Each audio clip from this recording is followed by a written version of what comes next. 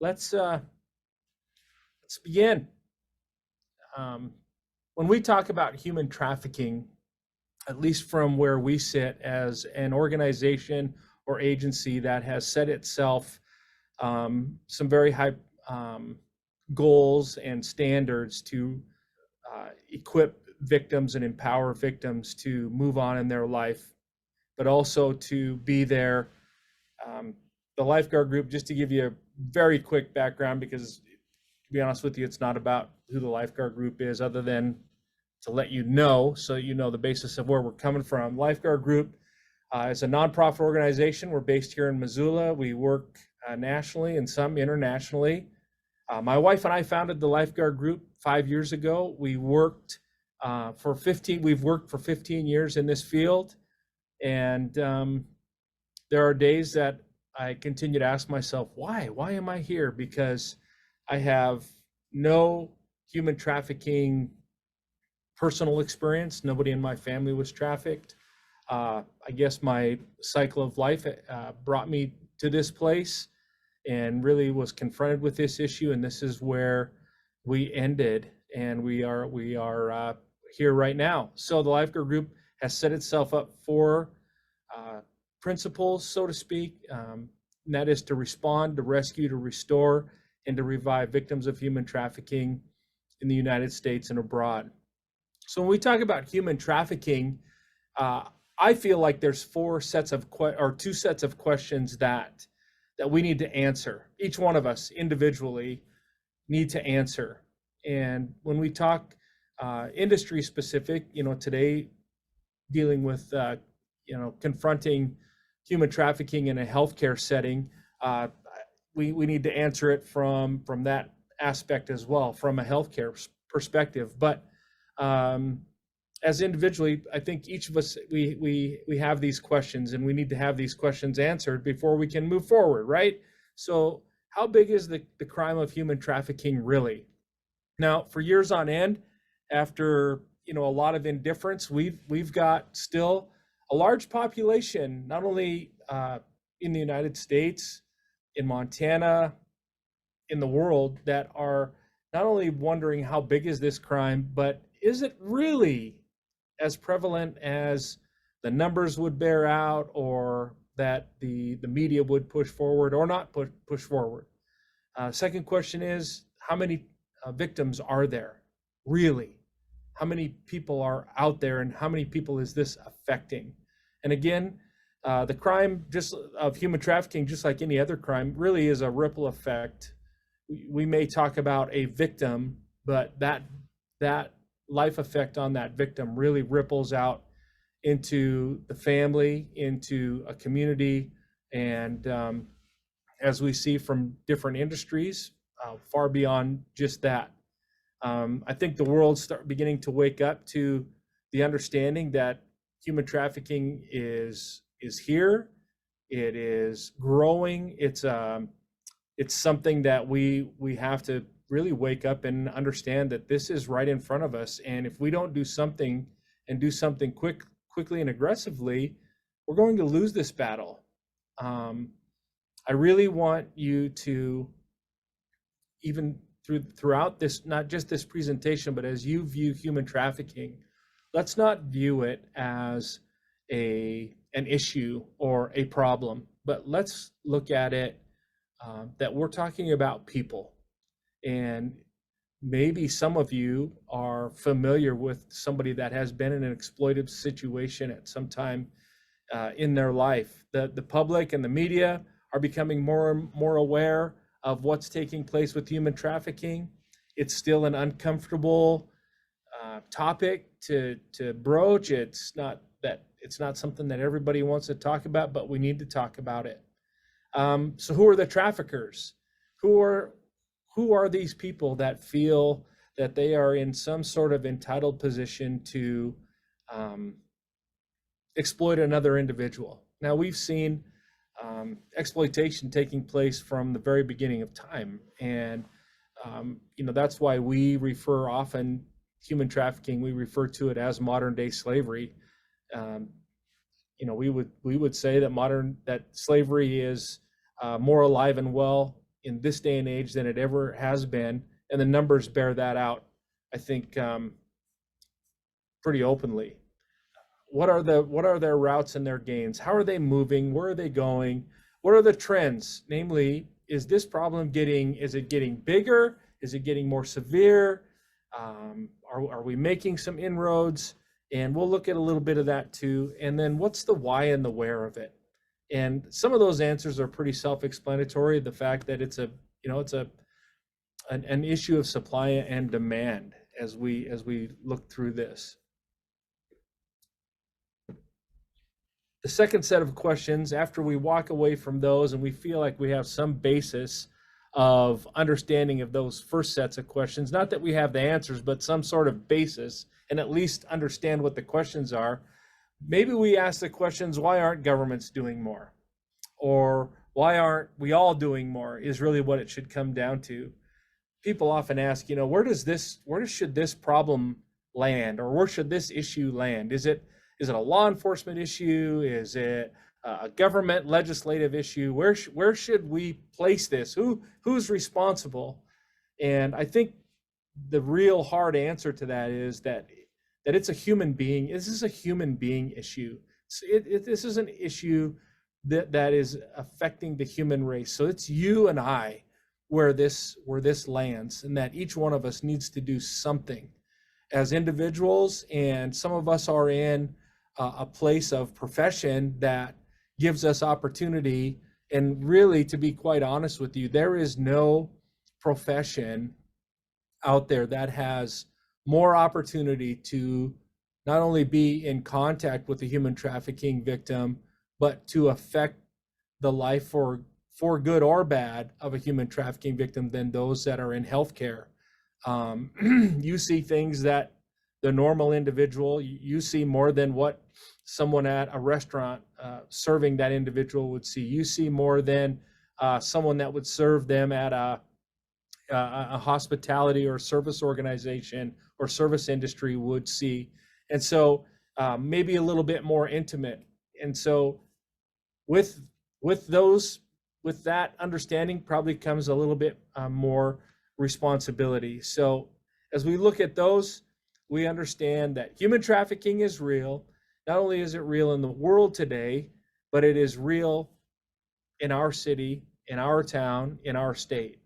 And we can no longer be oblivious to what's taking place. I feel like it's important for us to look at that and then look at ourselves and say, what is my place, in this fight?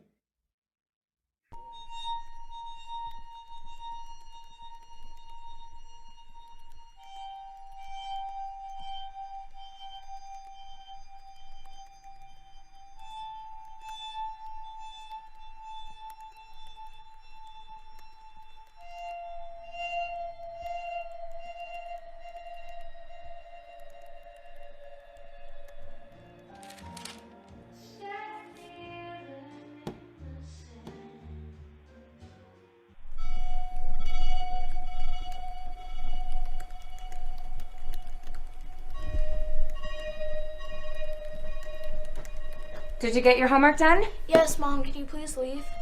Okay, fine.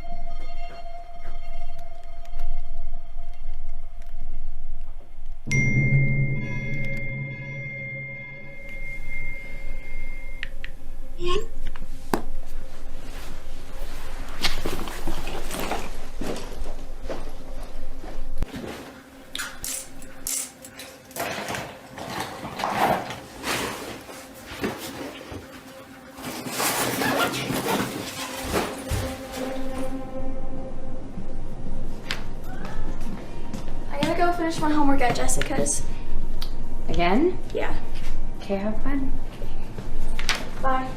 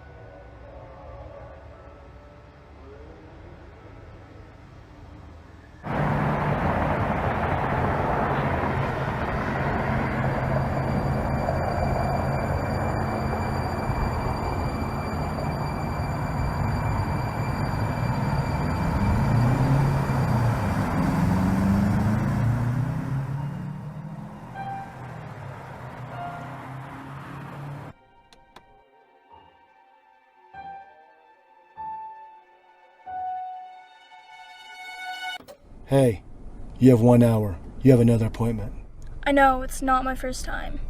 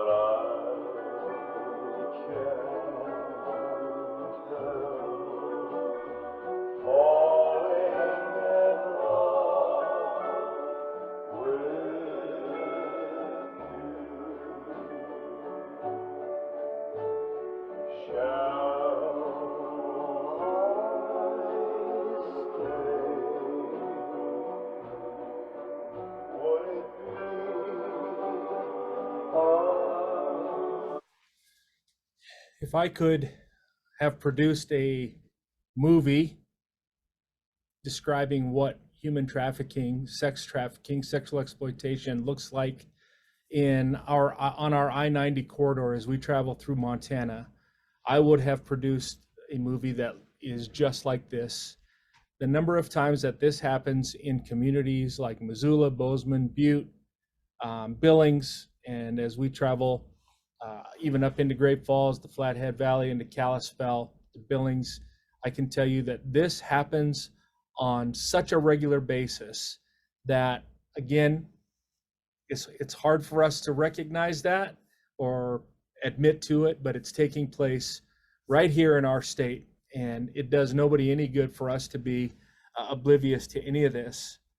The UN protocol against trafficking in person, the convictions that we are seeing now are they're not proportionate to where the size of the problem. So over the last few years, we've seen the number of countries that have taken steps, and the US being one of them, to implement and put into place international agreements and joining efforts to end human trafficking, closing our borders and watching our borders, protecting our borders, making sure that those that are coming through our borders, whether that and through our ports, whether that be air, by sea, as they travel across our states, and by rail, putting in place protocols. We're seeing more and more efforts being put into place, but we are seeing more convictions, especially here in Montana. I don't know if you've paid much attention to any of that, but then there's the question of, are we seeing all of that because human trafficking is growing, or are we seeing it because the awareness is growing and now we're starting to pay more attention? And I would say yes to both. We're seeing that happen across the board. One thing that's very interesting as of probably the last 3 to 4 years is that we are seeing a disproportionate number of women who are involved in human trafficking, but not only as victims, they are being, we're seeing them more so on the side of the trafficker. But I want to bring a little bit of clarity here on this as well.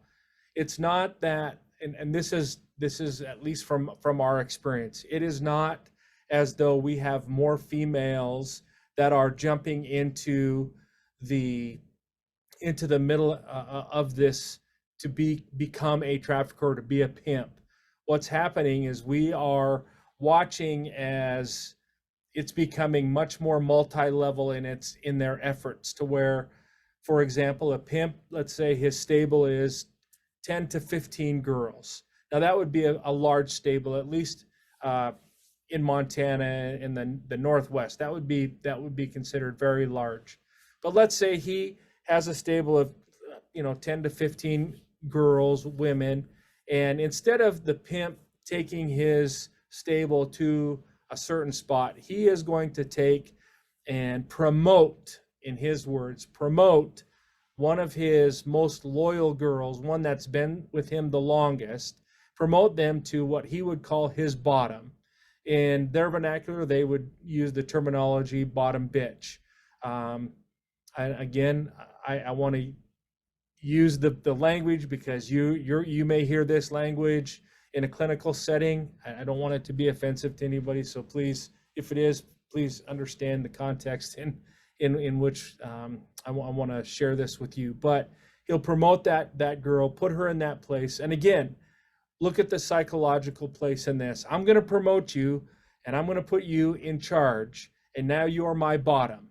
And so there's that mind game that's taking place, understanding position. So he sends that girl out with 4 or 5, and they'll travel to the state of Montana. Let's say they're based in Las Vegas or Los Angeles. And he's going to send them to Montana, and he's going to communicate very clearly to his bottom, and he's going to say, listen, you know that money better show up on time. You better know that these girls better be corralled the proper way. You know the way that we have laid things out. You know the program that we have in place. If someone gets arrested, that's on you. That comes out of you. And if something goes awry, then you and I will deal with this on that business level. And so up they come to Montana, and let's say they start across, they come up through the Tri-Cities, they're going to hit into Spokane, then they're going to come across as they place their ads online. Depending on how the response is to the online ads, then they're going to begin to move across the state of Montana. Now, if the market's hot in Missoula, they may stay for a couple extra days, but they're going to place ads in Butte. They're going to place ads in Bozeman for that day. And depending on the response of those, do we stay or do we move on? And so as we look at that, let's say that happens and they're in a hotel out on the I-90, and somebody calls from one of the hotels saying, I think something's taking place here. I'm not for sure, but here's some of the things I've seen. Here's some of the things that I'm watching. So I think, law enforcement should take a look. So they show up, they knock on the door, and sure enough, it's a trafficking situation that's taking place. As law enforcement looks around, they're saying absolutely.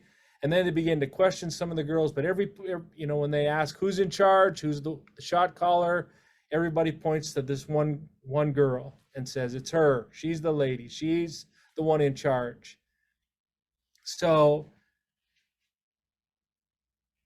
do we look at her as a victim, or do we look at her as the one that's victimizing? And so I think we have to understand that there's still a level of exploitation that's taking place with that girl, with that lady. And so that makes it very confusing for law enforcement across the board. So as we see the numbers rise with women that are becoming the traffickers, I think it's still important for us to look from that victim-centered approach that these are women that are still victimized as well. So to answer some of those questions off of that first slide, what are the numbers? How many and what's taking place?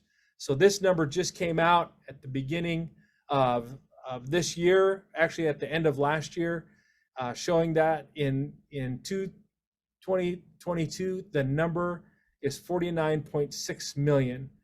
Take that back to 21 and the numbers we were working off that came out in 2021, and those numbers were 27.6 million. So you can see the jump in those that are being exploited worldwide. 85% of those are female, 50% are male, and as a rule, what we have estimated across the board, agencies and government agencies, nonprofit alike, are seeing that the numbers are about 50% are children. So when we look at those on a world scale, and I want us to go, we're going to kind of take the 50,000 foot view, and then we're going to come down really close on the ground here in Montana. And so as we look at the numbers, human trafficking generates, as far as dollars, $150 billion.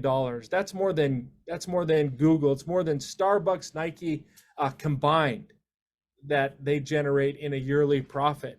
But where are those profits coming from? Again, we're looking at the Asia Pacific countries, but I wish I could have showed you a progressive graph, because the developed economies and the European Union, where we would fit here in the United States, we were down second to last 4 years ago, and we have worked our way into the second place of profits across the board. And so we're seeing it happen here. We spent a lot of time here in the United States, for the most part, in the last 20 years, pointing our fingers over at countries like Cambodia and Thailand. We looked at countries like Indonesia and Bali, and we said, my gosh, you need to clean up your act. This is ridiculous. We're going to even place sanctions on your country until you put things into place where you take care of your victims. And all the while, this was growing right underneath our noses, and it has caught up to us. And we will see in the next year and the next 2 years, if drastic measures don't come into place, we're going to see this number grow exponentially, and we're going to watch as the developed economies take that first place spot. So when we look at human trafficking arrests, and a lot of people ask, where do these numbers come from? Because it's not like pimps and traffickers are out there, registering the number of girls and things like that. These are estimations that are made off of arrests and cases and hotline calls and victim encounters that take place across the nation.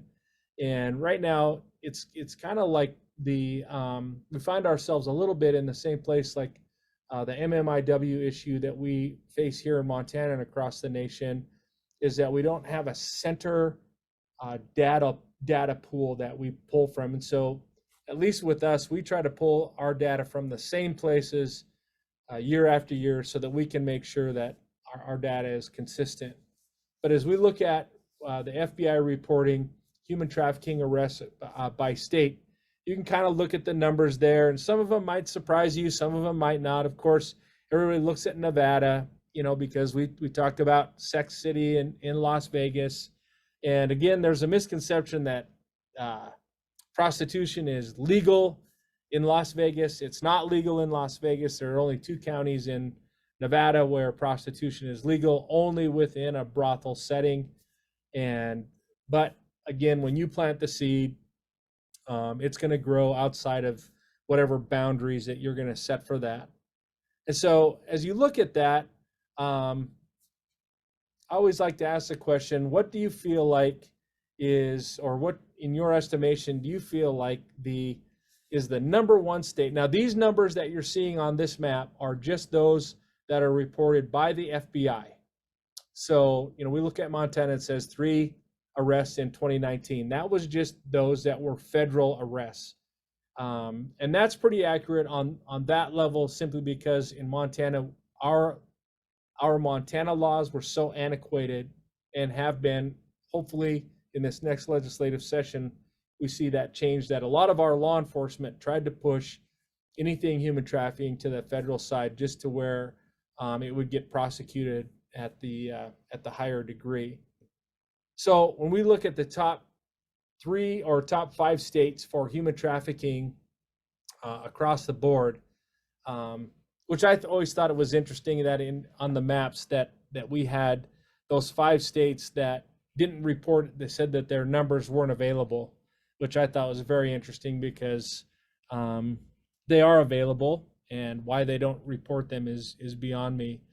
But the top 5 states are California, Texas, Florida, New York, and Ohio. And each one of those has different reasons of why they are the top state and one of the top states.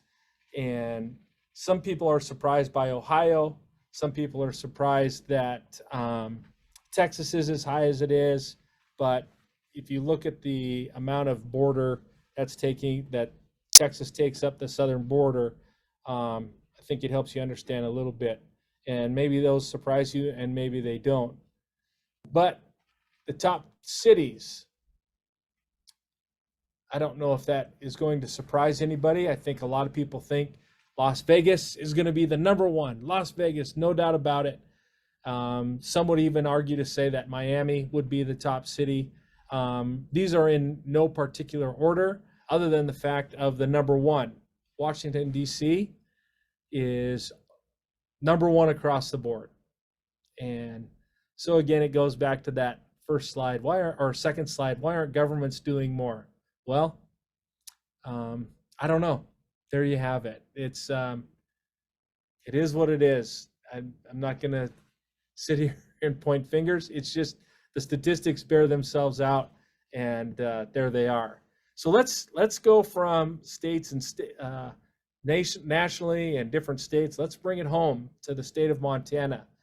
So back in 2015, these numbers that you're looking at on these slides are from reports that were, or cases that were referred to Montana from the National Human Trafficking Hotline, which is run by a nonprofit based in New Jersey. It's government funded, but it is not government run.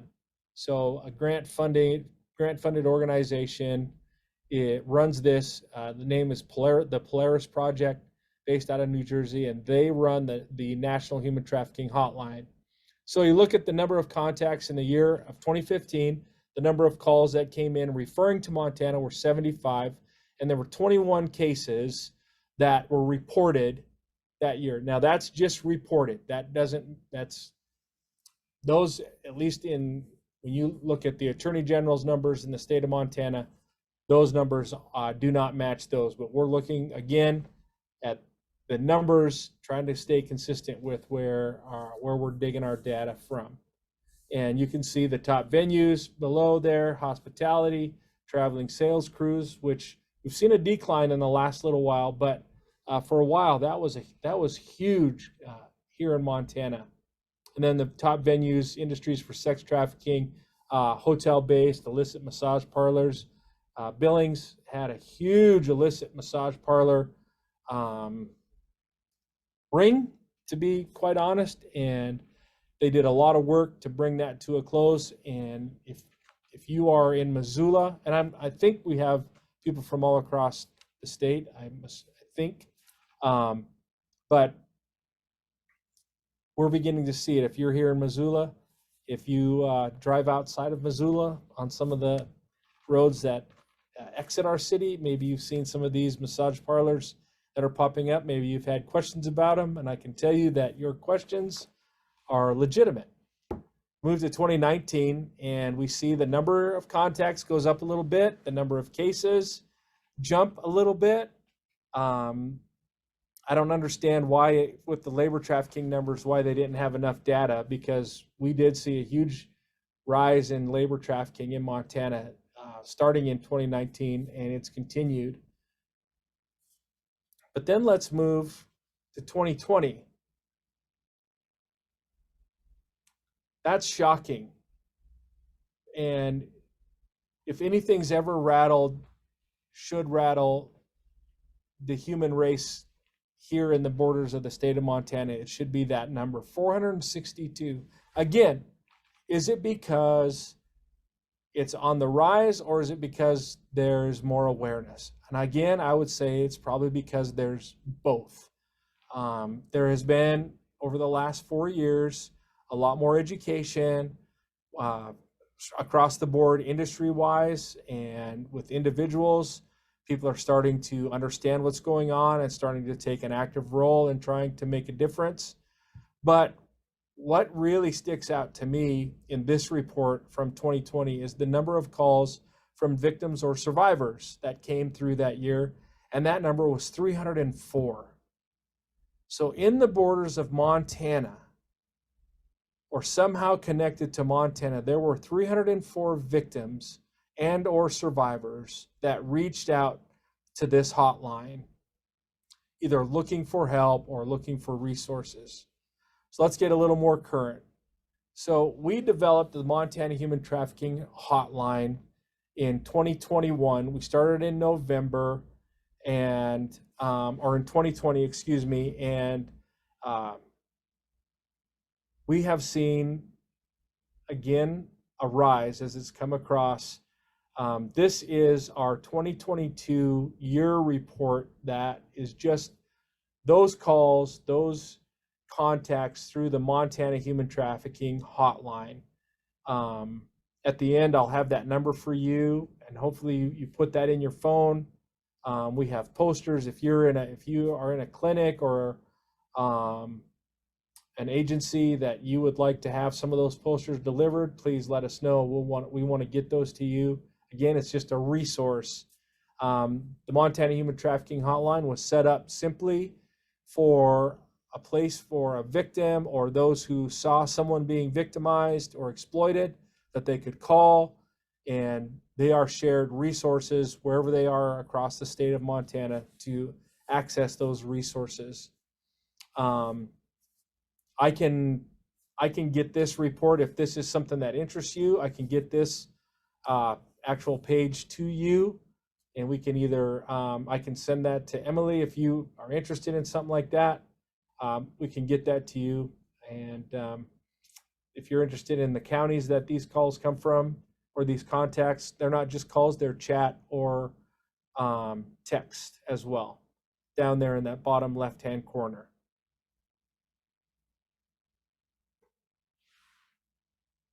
So human trafficking, we look at it as a form of modern day slavery. We've recognized it.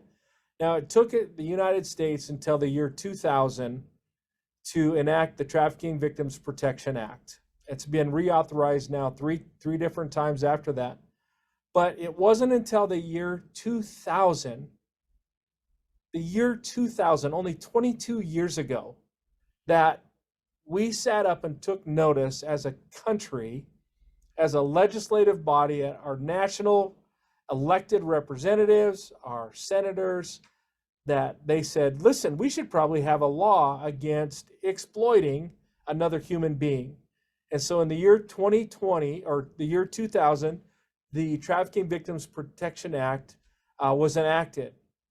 Now, Montana, we were one of 4 that were listed, and we were actually referred to as one of the faltering 4. It took until 2015 for Montana to enter into their, to adopt the Trafficking Victim Protection Act, its language, into our Constitution. It put us, again, it shows that we are, not only are we behind, we are still behind, because nothing's been changed or added since the year 2015. Now, House Bill 112 is in the process in our legislature right now, and it's going to increase penalties. It clears up definitions.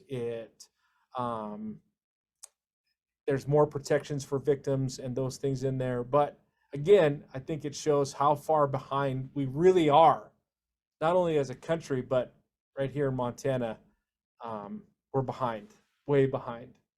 So what is human trafficking? Let's define it. This is right from the Montana Code Annotated, which is our law. So sex trafficking and labor trafficking, as we look at the 2 types of human trafficking. When we talk about human trafficking, we lump these 2 into one, but they are 2 separate, different crimes. And again, this new legislation is going to define those and separate those, make it much more clear. Sex trafficking is the recruitment, harboring, the transportation, provision, or the obtaining of a person. So I want you to catch that very clearly. So often when somebody is asked the question, who is the trafficker, they think that it's either the person that does maybe the abduction or the recruitment of an individual, or the one that we would refer to as a pimp, that one that would manipulate that young lady or that young boy or that individual to do something against their will. But in its own language, we have to recognize that the obtaining of, or what we would, in our slang call a John, that individual is as much a trafficker as is the supplier. And so it's the recruitment, harboring, transportation, provision, or the obtaining of a person for a commercial sex act in which the commercial sex act is induced. Three very important words: force, fraud, or coercion. Very important, because those three things must be proven in a court of law that one of those three took place in this act to make it a crime, except for the fact in which a person induced to perform such an act has not attained 18 years of age. So under the age of 18, force, fraud, and coercion is implied. Labor trafficking, the definition is very much the same. The recruitment, harboring, transportation, provision, or the obtaining of a person for labor or services through which the use of force, fraud, and coercion, again, for the purpose of either involuntary servitude, peonage, debt bondage, or slavery. So as we look at that, you look at a crime, we would walk through this type of model. You take something out of the what column of the recruitment, the transportation, provision, or the obtaining. You move to the right, you take something out of that column, and then you move to the purpose or the end use of sexual exploitation, labor, slavery, or debt bondage, and you have the crime of human trafficking that's taking place. Again, in the state of Montana, our legislation, our language was so far behind that it was so convoluted that very seldom did a human trafficking case was it charged in the state of Montana through our district courts, and so it went federally. And again, there's benefits to that, because on a federal level, the sentences or the penalties are much more severe and they're much more binding. As we look at the numbers, again, we see that 85% of those being trafficked are women, and 75% of those of these cases that are taking place are on the sexual exploitation side. However, I can only speak on this from the state of, or not only from the state of Montana, but for Missoula County, we are probably seeing a higher level of labor trafficking in the last year and a half, to the point where it's probably, those numbers are overtaking sexual exploitation or sex trafficking. And again, the number of 50% of those being children.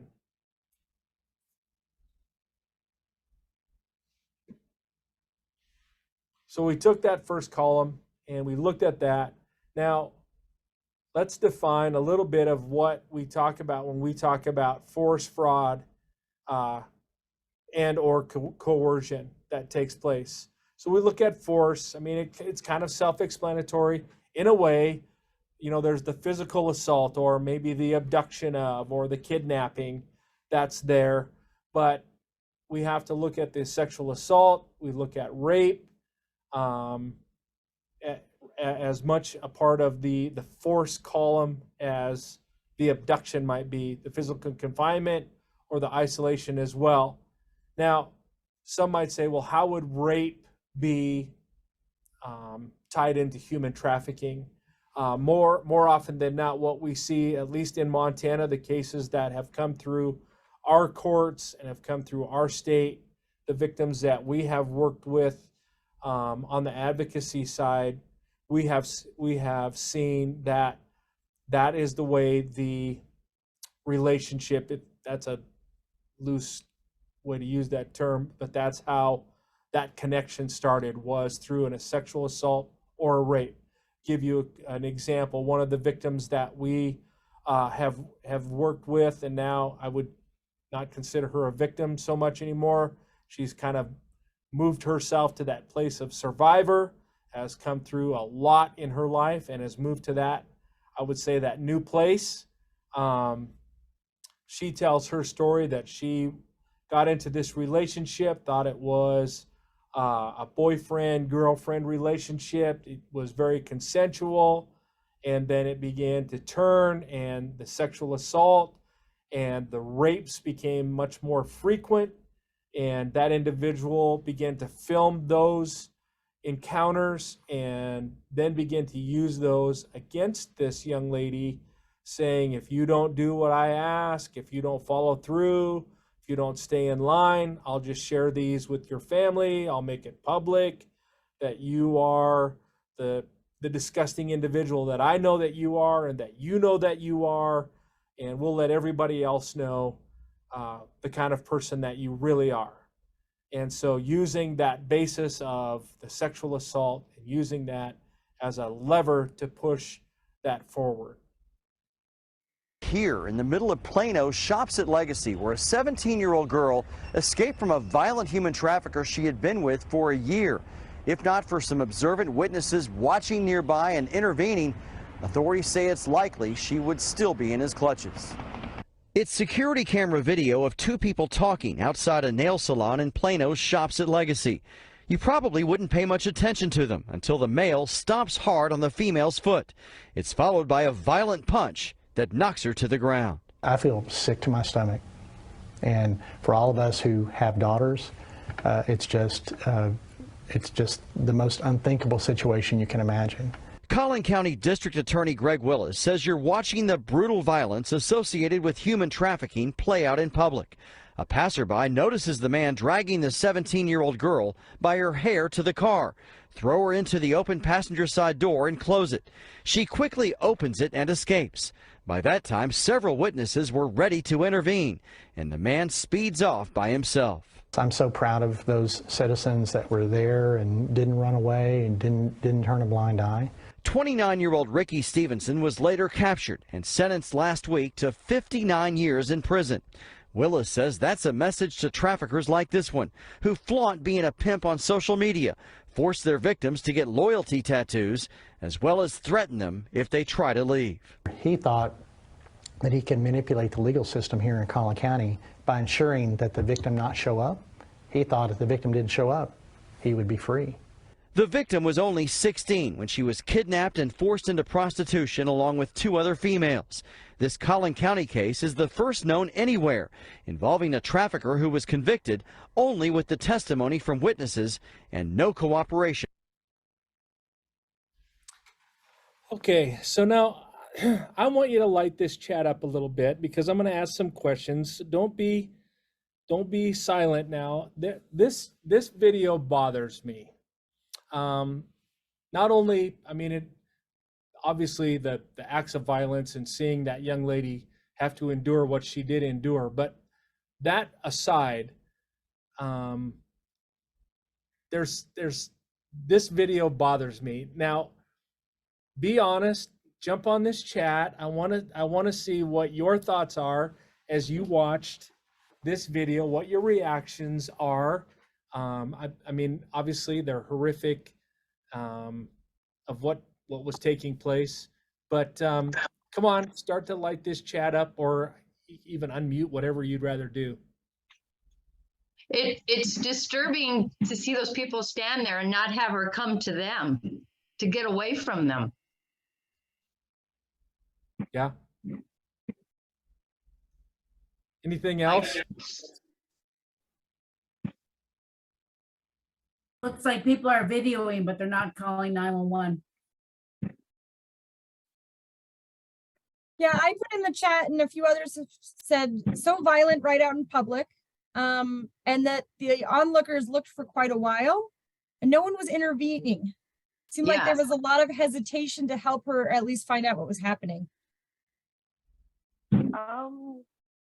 My opinion is they were gauging the situation, like, is that man armed or gunned? Is it safe? And then once they are like, that's what I'm thinking. Another comment in the chat was, again, sad to see that she didn't run to the bystanders. Yeah. The thing that really is, it's that funny, not funny type of thing, but to hear that county attorney say, I was so proud of those bystanders for getting involved. And the first time I saw this, I literally like flung back in my chair like, what are you talking about?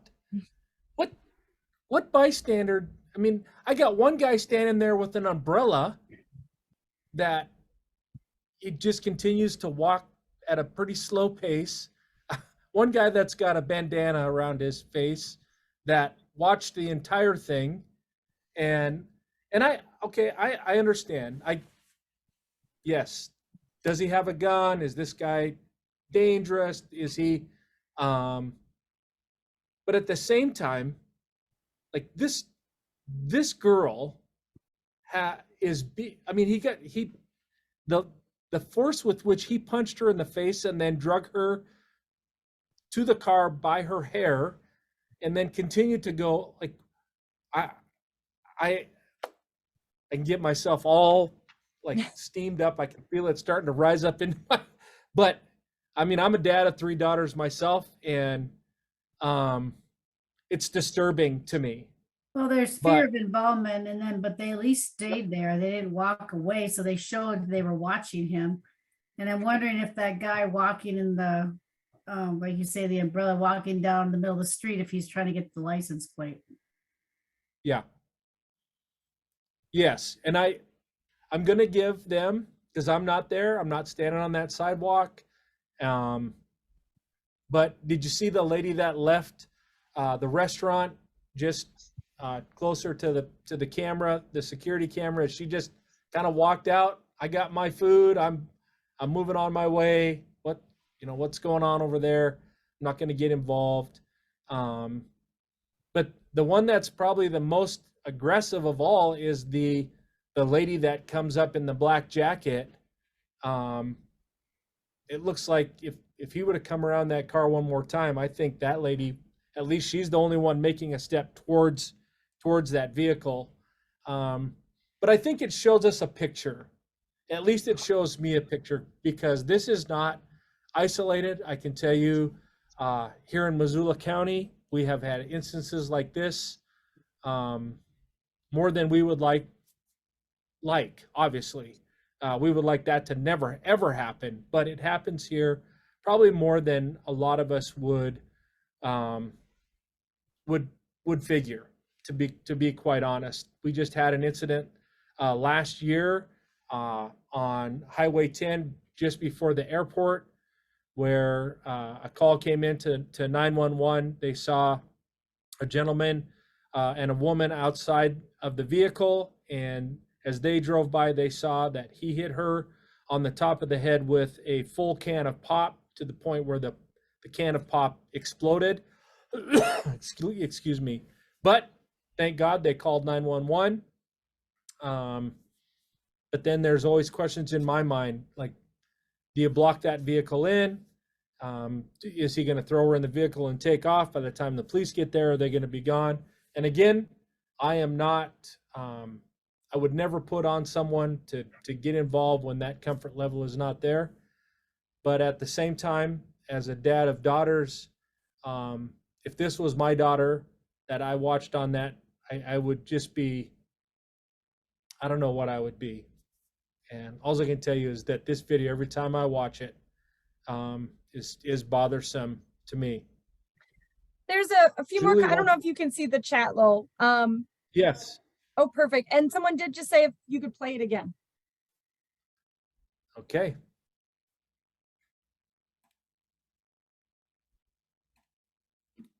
Here in the middle of Plano, shops at Legacy, where a 17-year-old girl escaped from a violent human trafficker she had been with for a year. If not for some observant witnesses watching nearby and intervening, authorities say it's likely she would still be in his clutches. It's security camera video of 2 people talking outside a nail salon in Plano's shops at Legacy. You probably wouldn't pay much attention to them until the male stomps hard on the female's foot. It's followed by a violent punch that knocks her to the ground. I feel sick to my stomach. And for all of us who have daughters, it's just the most unthinkable situation you can imagine. Collin County District Attorney Greg Willis says you're watching the brutal violence associated with human trafficking play out in public. A passerby notices the man dragging the 17-year-old girl by her hair to the car, throw her into the open passenger side door and close it. She quickly opens it and escapes. By that time, several witnesses were ready to intervene, and the man speeds off by himself. I'm so proud of those citizens that were there and didn't run away and didn't turn a blind eye. 29-year-old Ricky Stevenson was later captured and sentenced last week to 59 years in prison. Willis says that's a message to traffickers like this one, who flaunt being a pimp on social media, force their victims to get loyalty tattoos, as well as threaten them if they try to leave. He thought that he could manipulate the legal system here in Collin County by ensuring that the victim not show up. He thought if the victim didn't show up, he would be free. The victim was only 16 when she was kidnapped and forced into prostitution along with 2 other females. This Collin County case is the first known anywhere involving a trafficker who was convicted only with the testimony from witnesses and no cooperation.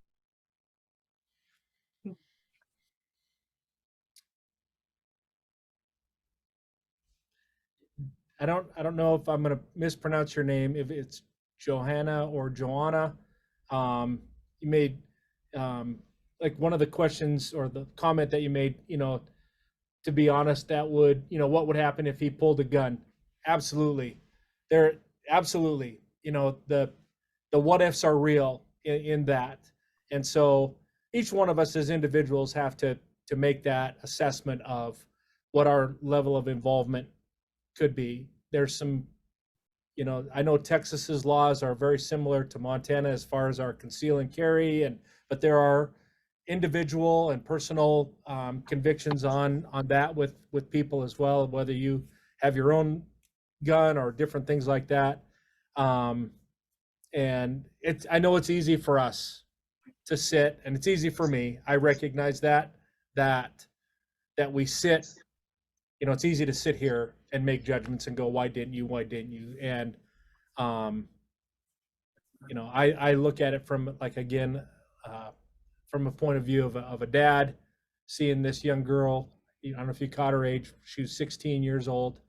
I really liked the question that Eden, you posed, or not the question, the comment, the dependence the victim has on the abuser, bringing into play the Stockholm and the Stockholm syndrome, the trauma bond that's there.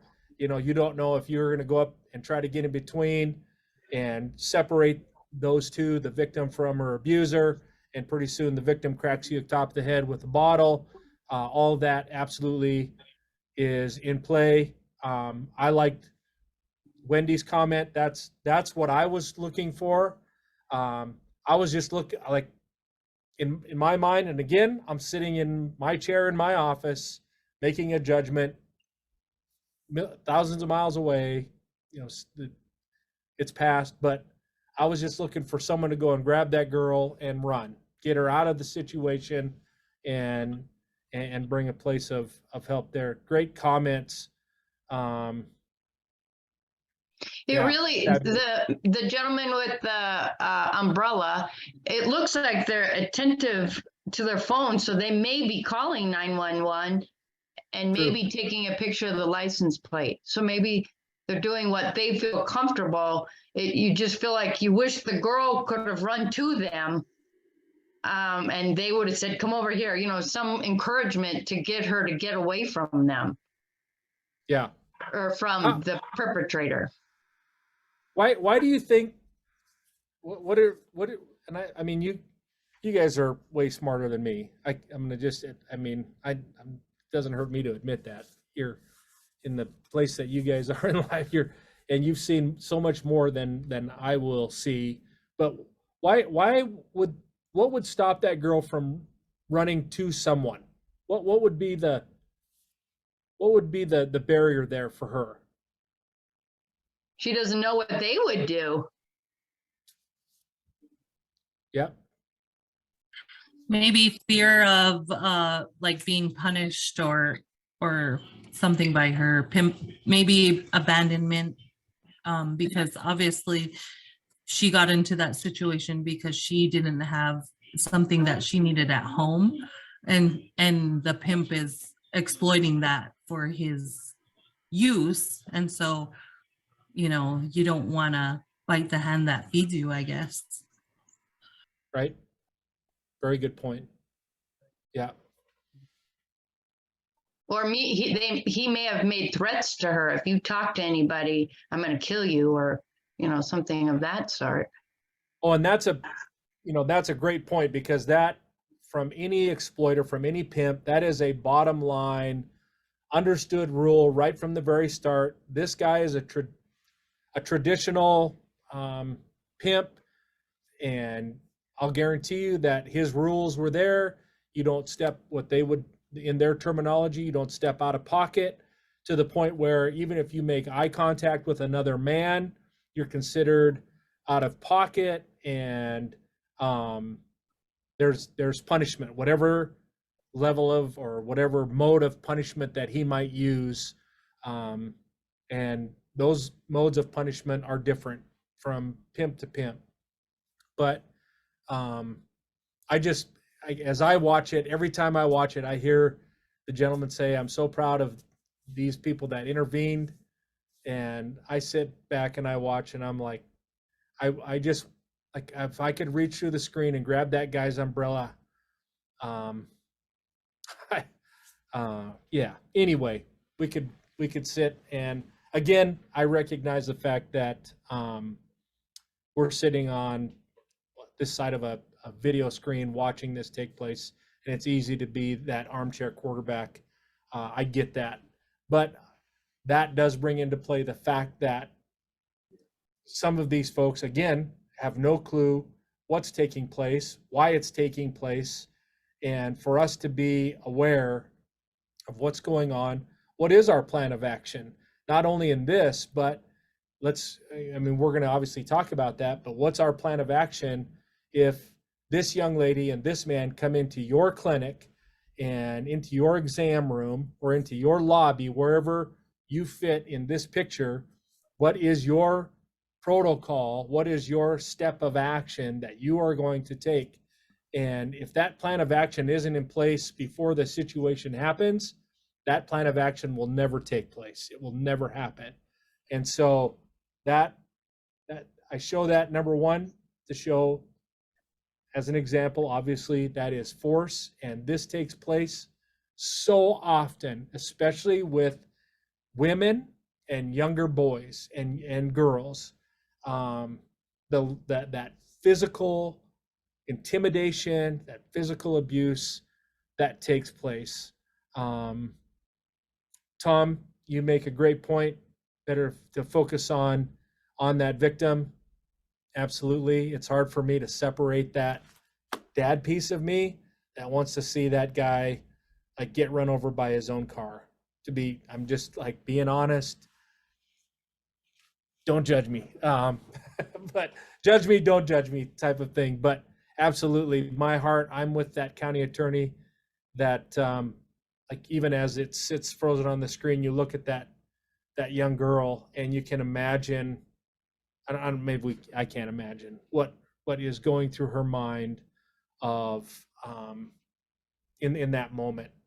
And hopefully that she found her help. And as you heard, that did go, the authorities did get him. He is serving his time, but the level of care and recovery and restoration that lies on the shoulders of that young woman to get well and to get back and find a new normal and a hope and a future for herself is a long, long, long road. Thank you for fabulous. Thanks for jumping on those comments. Thanks for just unmuting and jumping in. Love it. Absolutely love it.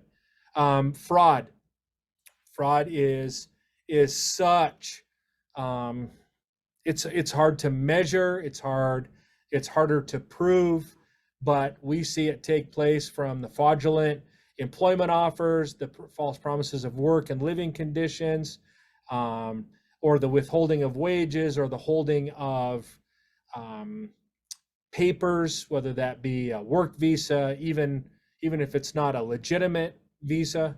It's that withholding of papers, or the fraud of, if you don't follow through, or if you don't do this job, or if you don't do what I ask you to do, then immigration, customs enforcement, they're going to come, they're going to deport you. And I can tell you, in the United States, there is nobody deporting anybody right now. And we work very closely with ICE, Homeland Security, and their focus is not on how will we find these undocumented individuals that are here, and how can we get them deported. That is not at all their focus. The focus is to try and protect them and get them to a place that's not only safe, but sanitary for them, it's humane. And so if you had a question, and again, you're hearing it secondhand, but I can tell you that in the state of Montana, that the Homeland Security personnel and the ICE personnel that is here are very much focused on getting these individuals that are undocumented, that fear deportation or fear some sort of retribution from the government, ease those fears. And so if you ever come across that, I feel like with confidence that you can say that is not at all what will take place. We worked with one young gal and her family. She was a teenager, or a minor at the time, a teenager that was for an entire year groomed online by this individual. She came from Missoula County, and she was very involved with her school, very involved in sports. This man connected with her online. She happened to be an African-American girl that was adopted into a white family, and it was a great family situation. It was her and her 2 or 3 siblings, I believe. But this man from Los Angeles friended her on Facebook, and he posed this question to her: nobody understands your blackness. And she had really never contemplated that before. At her age, it wasn't something that she had ever wondered. But he began to use that, and he used that as the platform, really the platform of exploitation. It was the one thing that he used to begin to pry open this place in her mind and in her heart that she had never, ever even contemplated before. Move forward 1 year, it went to the point where she had backed off of her friend group, her sporting, her extracurricular activities that she was a part of. She had stopped all of those, and he felt like he had got her to the point, and he sent her a digital airline ticket. She went to Missoula Airport, International Airport, and scanned her ticket, went through TSA, and she got on an airplane, and it was 3 years that she was gone from her family. She's back, and we have worked alongside that family, and she's still in that road to restoration. But again, he told her, this is better, there's more opportunities, people here would understand who you are, understand your blackness, and use that place of fraud against her. Coercion, again,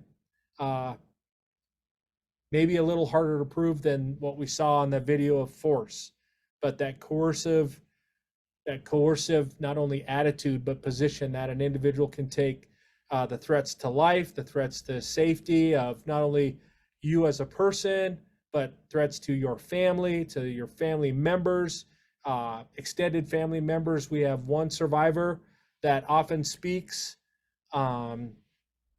at different things that we do, and she's in a pretty good place in her life right now. She feels like sharing her story is therapeutic for her, but her pimp used the threat that you can run and you can go somewhere else, but realize that I can find your niece just like I found you.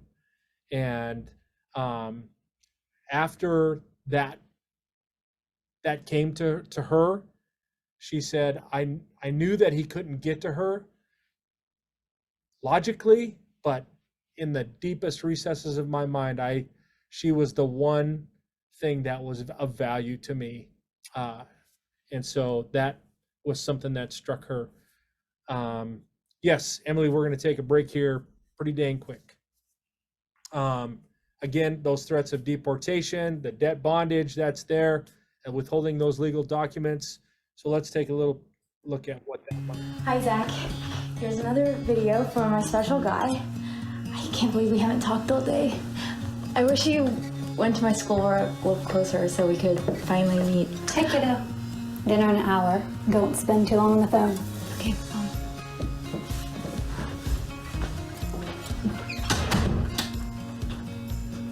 I know you've been waiting for this for a while, so I wanted to give you something special.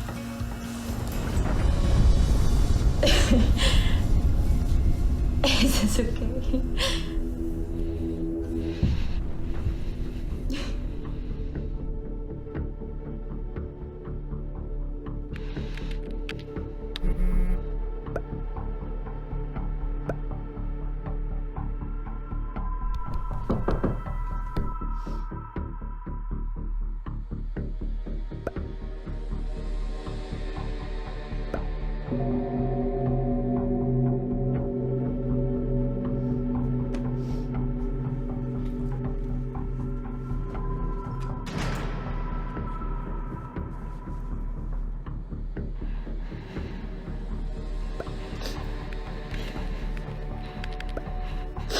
Who are you? Why are you doing this?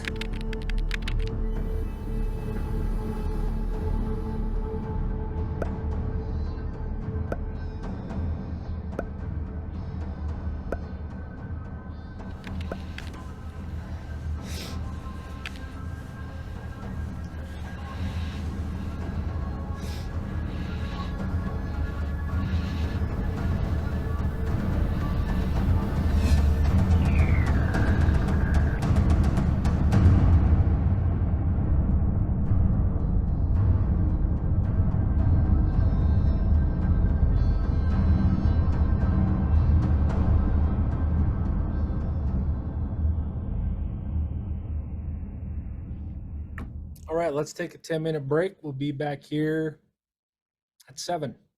I'm right here, so if you have anything you want to jump on the chat or do anything like that, you can do it, but we will take a break until 7. Thank you. Well, welcome back, everybody. I hope you enjoyed your break. Again, thank you so much for being here on a Friday night. After our presentation tonight, I think Emily should email us all a beer or a wine or something that we can enjoy. Can you do that through email? Someday you'll be able to. Someday you'll be able to. We probably won't be alive for that, but someday. So let's start to really dig in and look at the role of healthcare, right? That's kind of what brings us all into this place on a Friday night here in Montana, because you are connected to each other in the healthcare field. And again, I want to reiterate how valuable, like I feel empowered speaking to those in healthcare, because, and you'll see the numbers, and not that it's some reveal, but you'll see that 89% or 88% of victims, after they have been rescued and interviewed and questioned, have said that they encountered healthcare during their time of exploitation.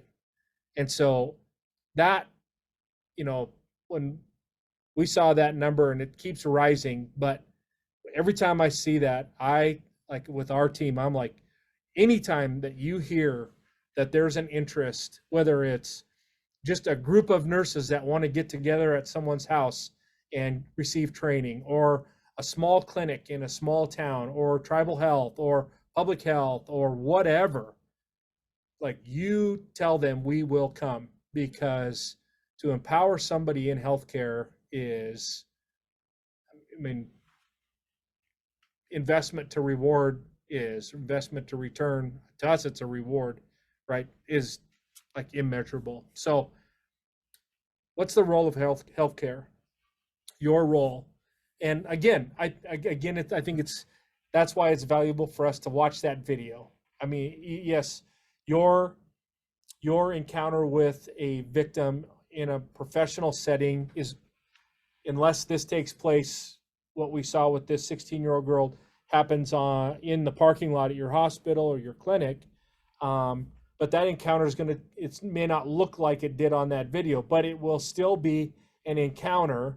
And that young lady or that young boy, that victim, is still going to be in that same place mentally as that 16-year-old girl was in that parking lot. So helping us to begin to already understand what our role is in that place of healthcare before that situation happens helps bring things in a much more clear fashion, and your response much clearer. So no one's asking you to be the savior for this victim, unless you feel in your gut, this is the moment that I was put on this earth for, and I'm going to move forward with this, whatever it costs me. Again, you have to follow your protocols, follow your policy. But as far as this presentation goes, your role is to recognize and respond. And hopefully after this 4 hours, a small time in perspective, but hopefully that you can have some tools to not only recognize when a trafficking situation is taking place, but you begin to develop what your response will be in the healthcare context. It is also, I think, imperative for you to understand the scope of human trafficking, not only here in the United States, but also in the world, and the potential health impacts it has on our victims.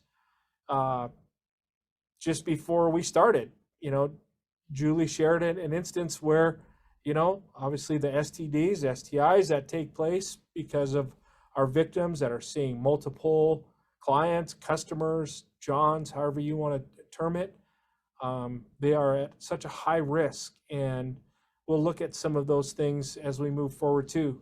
But it's imperative, again, that you are able to identify the signs that indicate that a patient or a client that comes into your clinic or into your care is a potential victim of human trafficking. Again, I'm not going to sit in this place as a trainer, being someone that works in this is my life, but I'm not asking for you to see a human trafficking victim in every appointment, in every encounter. But at the same time, I would like to empower you and equip you to recognize when that individual sits on your exam table or sits across a desk from you, because it could be just that one time that takes place. The trafficking awareness training for healthcare was passed in 2015, and it was part of the Justice for Victims Trafficking Act, which was post Trafficking Victims Protection Act that took place. And I think what they were trying to do is help healthcare understand that human trafficking doesn't need to fit in this siloed environment, that it is cross the board. When we talk about healthcare, it was part of the Trafficking Victims Protection Act, or actually the Justice Victims Protection Act, but helping us, or those of you that are in healthcare, I say us because I watched enough Emergency 51 as a kid that I wanted to be that guy, right? And I have 2 daughters in healthcare and a son as a doctor, but I just pretend to be one on TV. But trafficking has so many different dimensions when it comes to healthcare. you may see it in pediatrics, you may see it in the emergency department, you may see it in an urgent care setting. And when I say urgent care, it could be a walk-in clinic, whether that's connected to a major hospital in one of our bigger cities, or in a small town where that is the healthcare, whether that be tribal health, whether that be just a community clinic. It could be into the area of orthopedics and infectious diseases. So it's not just the emergency department. I think there's a misunderstanding that, oh, it's those that are in the urgent care or emergency department that need to look at this. But that would be as false as saying that that's the only place, ED was the only place that you would identify child abuse or domestic violence. It's your diagnostic skills, the innate ability that you have as being in healthcare, that ability to recognize and to diagnose, that gives you that ability to recognize and identify human trafficking and identify a human trafficking survivor or victim. It could be in a pattern recognition, the multiple visits back to an ED or back to the hospital, whatever that might be, or returning to come back of why can't you get a handle on this infection or this that's taking place. Again, don't let it become such a siloed thing. I think that's a huge misconception that we have. Really, the role of healthcare is taking what you see in this puzzle, just like somebody that diagnoses a disease or takes all these symptoms and takes them all and throws them on the table and puts them together and helps you understand that these fit together, and you pair that with that innate feeling, that inward feeling that you have that something seems off, or you pair it with one of the red flags out there. But it's really just putting the puzzle pieces together, and you don't know how to do that. Again, I always tell people, you don't know what you don't know. And I've done so many of these healthcare trainings, and so often, because you have that, not only as someone that is there to care and to help solve problems, there's always someone that says, oh, I know that there was this one individual that came into my clinic. I can't believe but you don't know what you don't know. So we're moving forward from here. So no one's here to say, you blew it at that time. No, you don't know what you don't know. So we move forward from this place, and we just get better. So when we talk about recognizing, I'm a visual guy.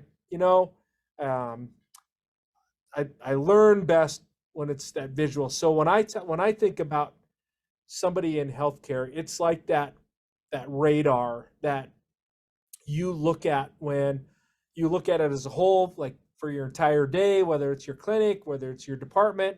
But then as you step into a specific appointment or an encounter with an individual, then that's a whole nother radar, and it begins to spin.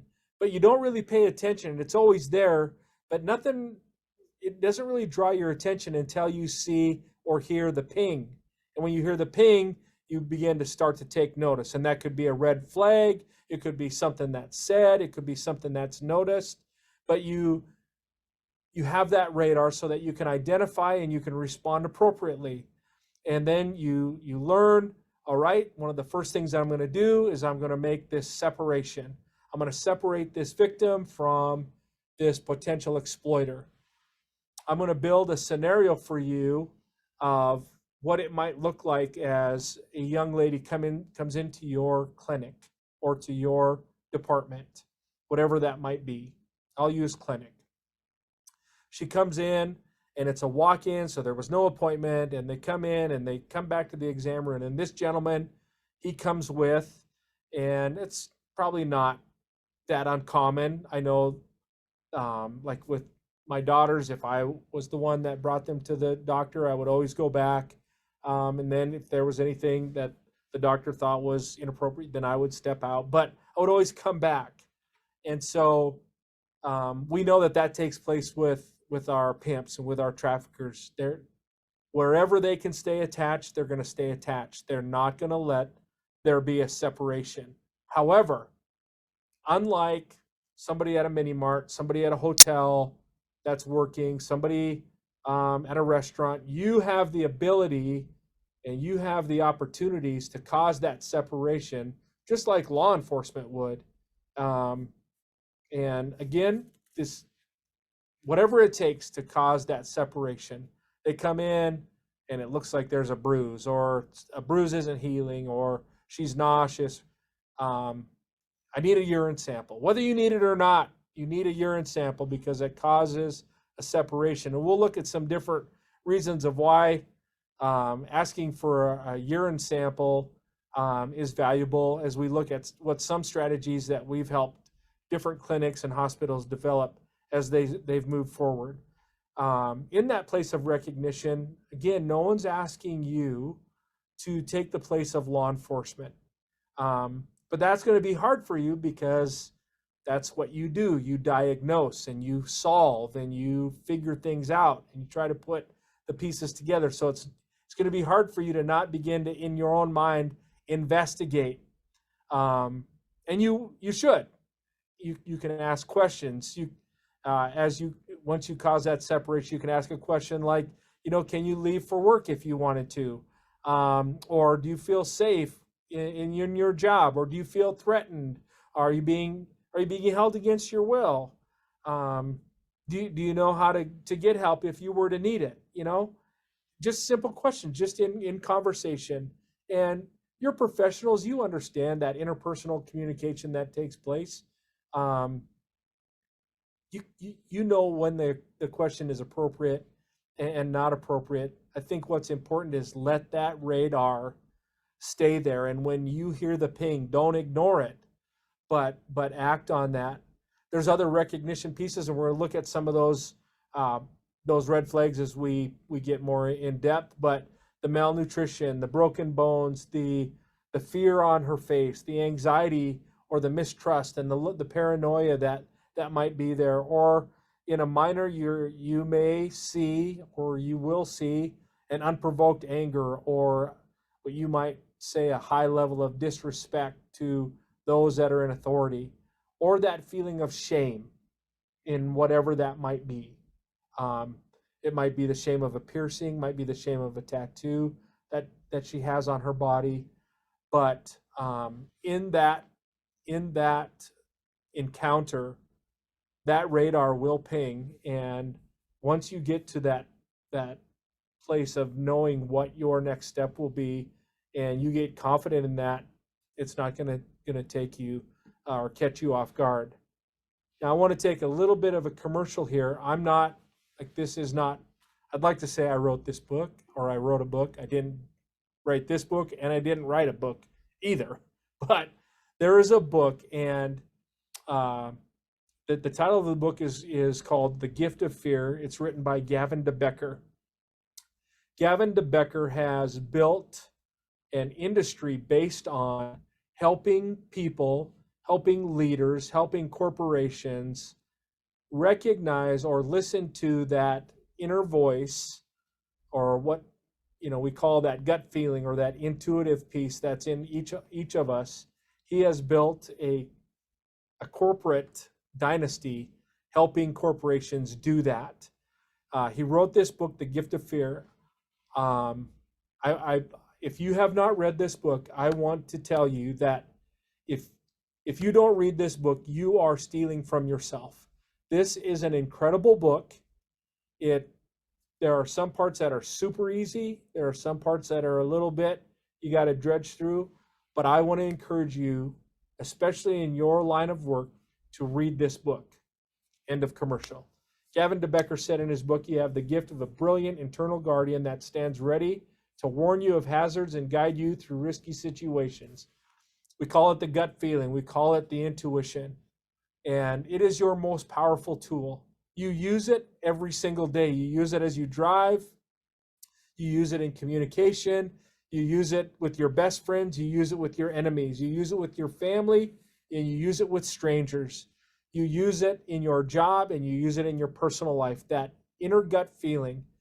But it's important for us, and especially when we talk about recognizing that radar that we have in place, it's so important for you to believe that intuitive feeling that comes to you. 99% of the time, that gut feeling is exactly right. And you can use that and pair that with what you know and what is right in front of you, and walk out and make movements and make strategies based on that. So we have the recognition piece. We see that something is not right. We see that something is off. We see, because we're going to learn some of the red flags or the indicators. We're going to see those. But now what is the response? Again, to develop a response before a response is needed makes that response powerful. As a clinician, you want to fix things. That's why you do what you do. You're a fixer. You are a fixer by nature. Even when you clock out from your professional job, when you go home with people that are around you, you are still a fixer because it's who you are. A nurse or a PA or a doctor or a clinical assistant, whatever, that's not who you are. You are who you are, but by nature, you are a fixer. That is definitely something that's planted in you. Otherwise, you wouldn't be in healthcare. Your goal in your response is not to get this young lady or this victim to disclose to you that they are a victim. That's not your goal. Your goal is to care for them. Your goal is to make them feel safe. Your goal is to give them a place, not only that they feel safe, but that they can trust you. You want them to feel confident enough. It may not be on the first or second or third encounter. It may be on the fourth or fifth or even sixth, seventh, or eighth encounter that they look you in the eyes and say, I need help. I am not in a good place. I'm being held against my will. This is what's happening to me. So your job is not to get disclosure from them on day 1 or even day 2 or even day 8. You are to your place, not in your job, but as we talk about, well, as a responder in this instance, or in this environment that we are trying to identify human trafficking, your job is to create an environment, a safe environment. You want to let the patient play an active role in the decision making. In other words, you don't want to say something like, listen, I need to get you some help. If she does disclose that this is what's happening, I'm going to get you some help. I'm going to call this. I'm going to get this. I'm going to let them play that role. Understand that every decision that has been made has not been made by them, but it's been made for them up to this point. So if you can start by empowering them, you will gain another level of trust. So our goal is not to save. Our goal is to assist that victim, to assist law enforcement down the road, and to assist possibly if you are called into a court. And again, you have protections that are there for you. You've got HIPAA that protects you, and all of those things. And to be honest, from where I sit, sometimes it feels like HIPAA can cuff you more than empower you. But here in Missoula, like, we've got such great relationships with healthcare across the board, whether that be First Step and our sexual assault nurses and our hospitals and our EDs, that we've built a level of trust with them, and we with them and them with us. So that just comes through working together.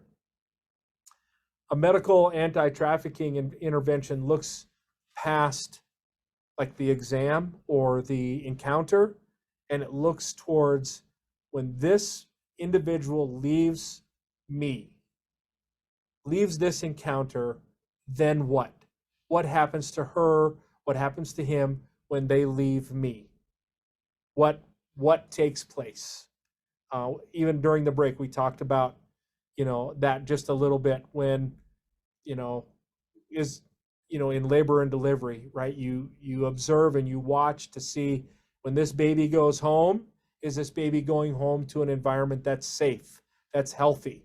It's the same when this victim leaves, when they leave your hospital, when they leave your clinic. That's the basis or the perspective that you need to look at. In the medical sector, you have a unique position to see or to identify an intermediary resource that might be available that you can offer. Groups that offer a safe shelter, the YWCA, us here in Missoula County and the surrounding area, a safe house environment, somewhere where they can get healthy food, a food bank, or a church that possibly does something like that you've worked with before, or those therapeutic or rehabilitative services that are there through mental health therapies that are available. I can tell you that on more than one occasion, we have had hospitals that had the ability to place a trafficking victim in on a 72-hour hold just to keep them safe until other resources became available. Some people look at that and go, well, is that the best use of resources? Well, for that person, absolutely, it was. In that healthcare, in that place, wherever it is, a clinic or a hospital, being being available to readily mobilize those resources, having in your protocols or that's why that algorithm we wanted to get out there to help you, again, put together that process of what if. And I know that we could what if ourselves to death, but in this case, putting the plan in place of how I will respond before I have to respond. So here's a list of resources, here's a brochure, or here's some numbers that you can call if you need that. Every person, regardless of their socioeconomic status, has the right to live a life free of slavery and abuse. Right? In the Emancipation Proclamation, that was made clear. But yet we look at that document like it's out of date. But again, there are more slaves on the face of the earth than any other time in history. So it's not a foolish statement to say that we have a right to live. It's like, well, yeah, absolutely. Well, we need to put feet to that. And so in that's how we develop. That is the basis of stepping into what we call a victim-centered approach or a trauma-informed approach, trauma-informed care. Really, in its most simplest form, trauma-informed care is understanding the trauma patients or victims have experienced. It's a fundamental understanding to providing a victim-centered approach to care. So it's simply just understanding the trauma, not knowing the trauma, but just understanding that victim that sits in front of you has been through trauma, and to get yourself to begin to look from that perspective. Again, just like we watched that video, right? It's easy for us to make judgments from over here going, you should have done this. This is what I would have done. It's easy to sit on this side.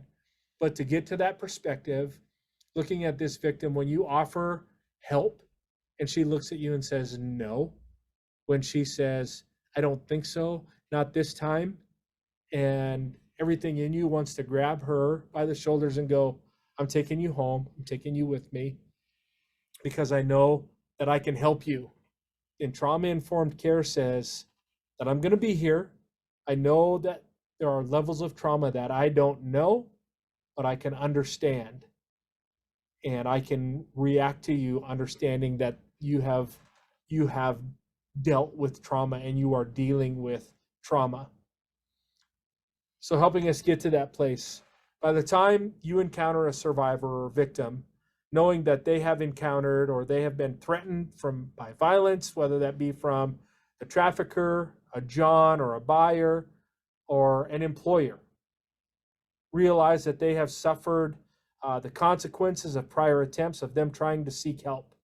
So, like somebody brought up after we watched that video, maybe she's afraid to run to help because she knows that she's going to be punished or disciplined for that. That is absolutely right. And victims will tell you that all day long. I will never forget, I was in Sturgis. We were there working that event, looking for potential victims of human trafficking, helping law enforcement.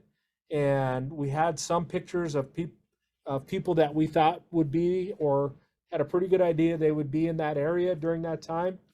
And I saw this girl, and I looked at the picture, and I looked at her, and I was like, oh, I know that's her. I know that's her. And I stepped outside of our policy. I stepped outside of our protocol. That is, we don't approach on the street. We don't. But again, I let the dad part of me, and I thought, what would this girl's dad do if I had to stand in front of him and say, I saw your daughter, but I didn't approach her?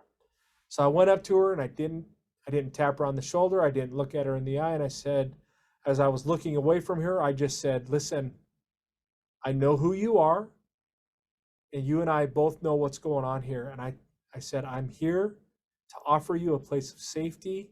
I can get you out of this situation. You can trust me. And I felt a tap on my shoulder, and it startled me. And I turned around, and she was about 3 inches from my face, and we looked eye to eye. And she goes, I've heard that before, and that's how I got here. So thanks, but no thanks. And she walked away. Everything in me, right, wanted to grab her and be like, no, you don't understand. I'm not like these people. But I had to get to that point where I understood that trauma-informed place of realizing that just because I said it, just because I think I'm a good guy, just because I think I'm a good dad, doesn't translate to her. A person that's been through trauma, a person that has been lied to, that has been manipulated. So looking at it from this trauma-informed care helps us understand who they are and how they respond to you. Understand again that they've been subjugated to repeated victimization. They have, on a daily basis, not only have they been held captive, but they have been taught that they cannot be, right, proactive. I mean, not only proactive, but they can't protect themselves. There's nothing they can do. They've been told that, and they've experienced it as they've walked through it. After understanding their trauma experience, and the barriers that they have to disclose, so okay, now I get it. She's been through trauma. She's dealt with this level of manipulation. I get that that's a barrier to her disclosing to me. So how can I provide a environment that says you're safe here? So here's some steps, 5 steps. Attend to the basic needs that she has. Food. Does she need a warm blanket? Does she just need a voice? Does she need someone to just say, you're beautiful? Does she just need someone to say, you can stay here for as long as you need to? Does she just need someone to say that they're, I'll be here next week. I'll be here tomorrow. Just that reassuring voice, reassuring that potential victim, again, that you're just here. You can trust me. I was here yesterday. I'm here today. I'll be here. Building that rapport with them. Sit down, position. They've been stood over. They've been hovered on. They've been intimidated. Come down face to face, and let them look at you face to face. Even take that lower place if you need to get on a knee to where they can look down on you and almost feel that empowerment. This is a tough one. Be sensitive. If if they don't want to file a report or if they don't want to disclose. You might feel like you have to call law enforcement or that you're going to call law enforcement. Now, like disclaimer, right? When it's a child, you've got you're a mandatory reporter, absolutely. But in a place of an adult, she may be afraid to disclose to law enforcement, or when you bring up law enforcement, or should we call the police, or should we call law enforcement? She might have warrants, right? She might be the bottom that we talked about, and she's afraid, and she's already been told, listen, if the cops come down on it, girl, that's on you. You're the one that's going to be sitting in jail, and if I got to come up there and bail you out, you know what you're going to have to deal with at that point. There's even ways in our language that we can communicate. Instead of saying, hey, what's wrong with you, change your phraseology and say, what happened to you? What did they do to you? What's happened, instead of what's wrong with you? In that response, again, you have that unique opportunity to build a level of prevention and give protection to victims. They need you, right? You're in that position. You have a unique opportunity. You can be alone with them, whereas other than law enforcement, there's really no other professional industry that they're going to encounter that has that opportunity. And you have that innate ability. Again, you're gonna continue to hear, like, you diagnose, and something inside is telling you that something's off here, but use that same innate ability, that same intuition when you respond to her in your conversation with her. You're going to see if she's starting to shut down, back off. If she keeps opening up, take another step. Again, there's that comment. You have that opportunity that most professional sectors do not have. So this is a survey done, and I'm looking over to my other screen. So forgive me for not making eye contact with you on this, but they interviewed these victims and asked them the question. There were several as they've gone through. This came from a much larger document, but your encounters with law enforcement, educators, healthcare, hospitality, across the board. 87, almost 88% said they came in contact with healthcare during their time of exploitation while they were in the life. And you can see the breakdown of them in specific scenarios or clinic types. That is so glaring to me, and to those of us that work in the advocacy side. And again, why we feel it's so important. This, like, I would do this on Friday nights because it's the return on of it is so huge. Again, the numbers that visited the ER, 63%, urgent care clinics, women's health clinics. I don't see public health on there. I know that public health here in Missoula, we know that a lot of the victims that we've worked with visited and do visit public health. Anything on that chart that is, first of all, I should have asked this right up front. Does this number, the 87.8% or 88% of victims encountering healthcare, does that catch anybody off guard? Is that a shocking statistic to anyone? I'd say there's only one. Yep, go ahead.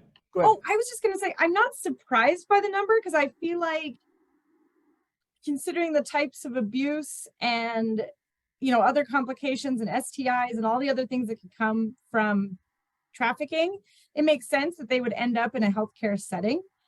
But then at the same flip side, I can't imagine all of my nurse friends, when you think of how long they've been in that profession, and then how many traffic victims have gone through healthcare, like how many were missed. I guess that's the sad part to me, is like, I'm not surprised by that number, but at the same time, no one's like, not enough of them are being noticed.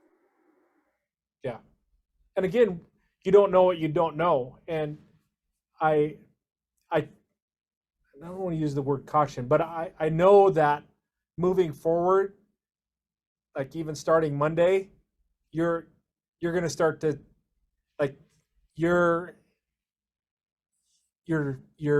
radar is, you're going to see that the sensitivity on your radar is turned up on this. You're going to start to see certain things. And again, I want to, no one's asking you to recognize or see human trafficking behind every corner, around every corner. But I think that, yeah, you're exactly right. They have visited.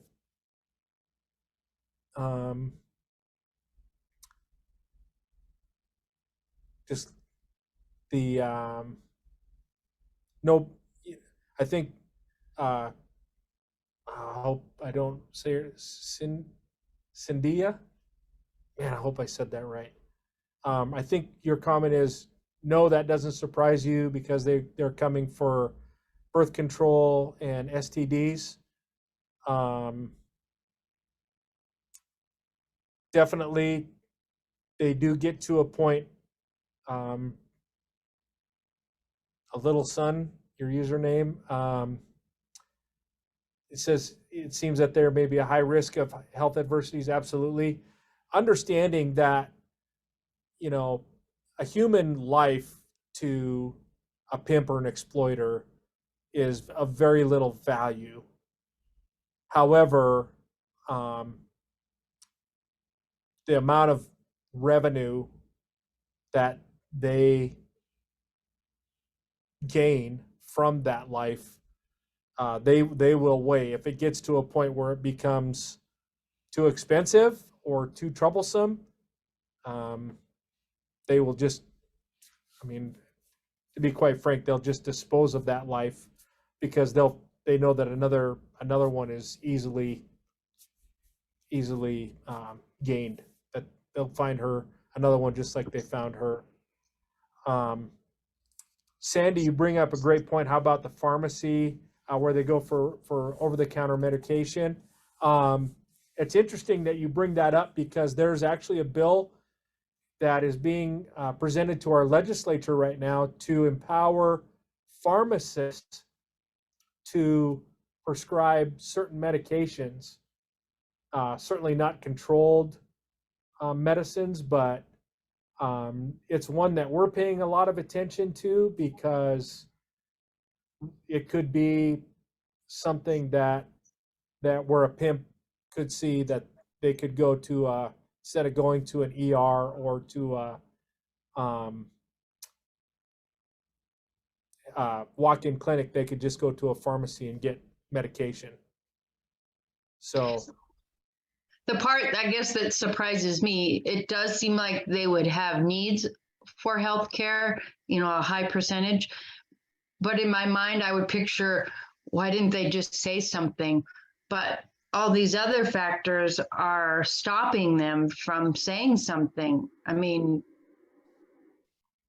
guess that part, before I listened to this webinar, you feel like, I guess I would have thought they would say something. So it's a real eye opener of all the factors of why they wouldn't. Well, when we look at human trafficking, one phrase that we like to use, there's a lot of definitions and all those things, but really in its truest form, human trafficking is nothing more than the exploitation of vulnerabilities. And you've got this manipulator that is gained control via manipulation, via intimidation, via force, fraud, coercion, whatever the tool was to get there, and has that individual so locked up. We had one survivor that it's been 8 years that we have been working with her, and her pimp on a regular basis would bring in, and it makes me sick to say it, but would bring in different law enforcement, firemen, and would give free access to these girls and build these friendships. And of course, he would introduce these girls as, that they were here willingly, and all of that. There's that whole game, and we could spend much more time than we want to spend on a Friday going through that. But to the point where that individual would leave, and that pimp would look at that girl and say, "So see, you can run, and you can run to the cops, but they're my friends, and they're going to bring you back here where you belong, right back to daddy. And remember, even if you do run, where are they going to take you? Back to foster care? They're going to take you back to where your stepdaddy was molesting you or abusing you? Girl, I'm the only thing you got here." And one of the indicators we're going to talk about is how these pimps remove these resources from their victims' life. So yeah, sitting where we sit in a good place in life, it's hard for us to understand, like, when you do get that separation and that young lady's got you to herself, why she wouldn't look at you and say, "Please help me. This man is abusing me. He's torturing me, and I need help." But that level, again, that getting to that trauma-informed place that says, "I don't know, but I need to understand. I need to understand," because if we can't get to that place of understanding, then none of this will make sense, because we'll walk away going, "I gave her every opportunity. I gave her every opportunity to cry out for help, and she didn't take it." And so, absolutely, I'm very interested. I'm kind of distracted looking at your responses on the chat. Understand, if you understand anything, know that these individuals are coming to visit your place, whether that's a clinic, a hospital, ED, public health, Planned Parenthood, family planning, CareNet, pregnancy center, whatever it might be. They're coming there. In fact, we've seen a huge incline in their visits to pregnancy centers, because those places, they're not going to do anything. They're goody two shoes. They're do-gooders. They're not going to do anything. They're going to make sure that she gets the help. They're not going to cause any trouble. And so we've tried to, be in contact with a lot of CareNet pregnancy centers. I can't remember the different names, but pregnancy centers where they can get ultrasound and things like that, and help do training with them as well. So let's take that 88% statistic of those who sought healthcare during exploitation, and let's take the statistic of through the International Labor Organization. They did a survey talking to physicians and interviewing physicians. And so in their data collection said that only 10% of physicians recognize the signs of human trafficking or know the signs of human trafficking. And only 3% of emergency physicians have received training in identifying victims of human trafficking. I left that white gap there wider, because I want you to see that there is a gap, and we have to fill that gap. And we're doing that tonight. We're filling that gap. The only way to do that is by training and putting this in front of you. And, this is only a 4-hour training or whatever, 3 hours and whatever. This is only a small training in perspective, right? and hopefully you dig in even more and allow and make yourself available to other trainings that are available too. But there is a huge gap that is there. Here's one idea. When we talk about separating and causing a separation between victim and perpetrator, here's one idea that we have helped with clinics to put in their protocol.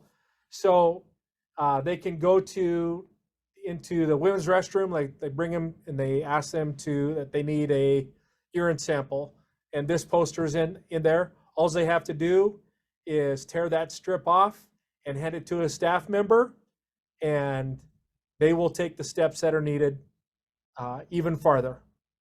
And it's fantastic. Now, that does, some feel uncomfortable with that because it takes an action, like it takes them too far. Okay. They don't feel comfortable. What if he sees me hand her that? What'd you give her? What'd you hand her? That sort of thing. Another idea that we think is just a beautiful idea, that if everything is cool, you just write your name on the little cup in black. And if you are in a place that you need help, you write it in red. And that kind of starts the process in motion. And so just some ideas that we help Here, I see different a clinics. risk over here. What's that? Sandy. This is Sandy. I see a risk here. What if the person, if it's both in men's and women's restroom, and both the victim and the other one is also gone into the other restroom and they notice the same thing? Wouldn't it be an alert to the person who is having the victim captive? That's a great question. And it's a tough question. At this point, we have encouraged or advised to put it only in women's restrooms. Yeah, at this point, I got an idea where as soon as we enter, there's a form given to the patient saying that we have their consent to treat them. Like, whatever we are doing, it is with their consent. And at that point, we can slide in one slip that only the patient can see and sign it. Very good. And I mean, there's ideas out there that we have certainly not used. I can tell you that we, like with the red and black pin, we have just put those in the women's restroom. Now, understanding there are male victims, we get that, but we're kind of working on the side of percentages. I'm not trying to defend our action. I'm just saying this is what that working on the side of the percentages, knowing that the higher percentage of those being victimized are women and girls. So that's why we've encouraged that. Like you said, there are people who are treated like the bottom, blah, blah, blah. Yes. If that kind of women come into the restrooms, because they are forced to do such things. And, it's like adding a trust and, I don't know how to call that. Yeah. Right. No, you are so right. And yeah, you're right. And until we find something better, we actually just did a training with a bank. Credit union actually has several branches. And what they are doing, are going to implement, is they're going to set a set of keys in the women's restroom, and there's just going to be a little sign that says, these keys are, in quotes, lost. If you are being held against your will, if you are being forced to do things you do not want to do, and you are being held against your will, and you want help, just take these keys, hand them to any staff member and say, these keys were left in the restroom, and we will find help for you. So different ideas, trying to be creative and helping. So the average age of those entering human trafficking is 12 to 14 years old. Younger for boys, up towards the 14 for girls. And here's a staggering breakdown. By the time, if a girl is trafficked at the age of 14, on an average, by the time she's old enough to get her license, she's been forced to sell her body 4,000 times. By the time she's old enough to vote for the first time, or 18, she's been forced to sell her body 8,000 times. And by the time she's 21, she's been forced to sell her body over 50,000 times. And again, what I think is important for us is for us to recognize that this is somebody's daughter that we're talking about. And so that's what motivates us. That's what moves us. So who are our victims? Our victims, what are their risk factors? Right there, they're those that are they're those that are kidnapped or abducted. They're tricked, they're coerced, and they're forced into this life. They're trafficked or sold by their families. Maybe it's a young girl or a young boy that's run away from home. Statistics show us that within the first 48 hours of a minor being on the streets, 85% of them have been approached by a pimp or trafficker within those first 48 hours. And so for us at the Lifeguard Group, missing kids are vulnerable kids. And so it's important for us to provide what we do on the missing kid side. Gavin DeBecker, when we talk about the victim, again in his book, he stated this, and I thought, when I read this for the first time, I'm telling you, it literally, I put that book down and I had to walk away and realize, like, I don't have it. I'm telling you, it is, I cannot get this. I'm going to read it out loud too. I know you can read it. It is understandable that the perspectives of men and women on safety are so different. Men and women live in different worlds. At the core, men are afraid that women will laugh at them, while at the core, women are afraid men will kill them. I'm not a woman, right? So to understand that, and I remember I talked with my wife and I'm like, is this? And she's like, yeah. Like when you walk down the street, you see things so much different than the way I see them.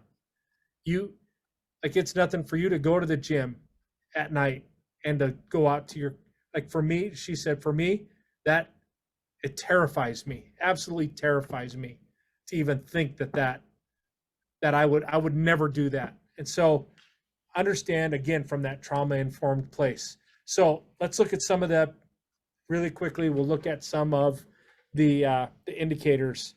Traffickers, they will take away the resources, the friendships, the families. They'll remove them from their communities, and they want to get them to the point where they are the sole provider. I'm the one that provides life for you. If I can get you to that place as a pimp, I will have a level of manipulation on you so much stronger. Their clothing, you might notice that the clothing that they have, there might be very few items that they have, or it might be inappropriate for the conditions. For example, if you show up at a truck stop and you see, not at the front door, it's going to be at the back door where the truckers go in to access the showers, you're going to notice that there's a young girl standing there, and it's, what was it, 6 weeks ago, when it's minus 30, minus 40, minus 50 on the east side of our state. And she's standing there and she's got a short skirt on. She's got a low cut top. Yeah, well, she's inside, but still, nobody dresses like that. That's one of those indicators. Now, when we talk about indicators, you can look at these. You can't take these and pluck them out and take it one by one. You've got to, it's as these indicators are stacked one upon each other that you begin to say, it's like a cop would build a case or build an environment around them. The tattoos, this is something that we're going to look a little more in depth with here than most of the other ones, but pimps love to brand, not not literal brand, but they do actually burn brand. But they like to put their brand on their property as a sign of ownership, again, as a level of manipulation. If you see tattoos that are daddy, that are a man's name, that's a property of, or a tattoo that's like on the chest, on the neck, on the face that is tattooed backwards. A pimp will do that because every time she looks in the mirror, she's reminded who her owner is and who owns her, and that she is just a commodity.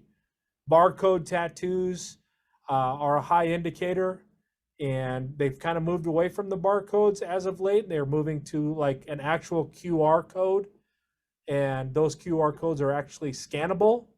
And once scanned, will take you to that victim's review site where Johns communicate back and forth, and that way. So here are some of those tattoos and crowns. Pimps love crowns.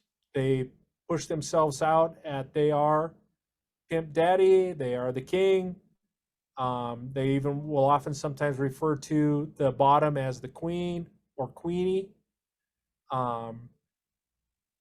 Each of these has their own indicators. You can see the one with the hearts, you've got condoms and drugs. You know how this guy, you can really read how he interacts with his girls, how he uses his ploys, his tactics. Here's the crowns. Oftentimes the crowns will have either a name underneath, on top, or embedded inside, or initials. You can see the bottom left there. There's a king crown and a queen, a king crown and a queen crown.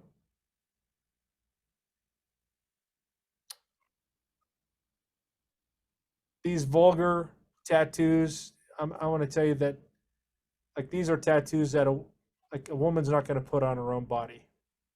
You know, like, for example, the middle one on the bottom. That's just, and I don't know if you can tell the one on the bottom left. I don't know if you can see by that how the edges are raised on those tattoos, how deep that ink is on that lady. Is those were painful, not only by the location of where they are, but that those needles went in deep. And again, no woman's going to put that on her body. Oftentimes you might see a dollar sign on the palm of a pimp. Roses are used oftentimes because that is, in their slang, they use that for payment. Instead of saying cost is $400, it's 400 roses.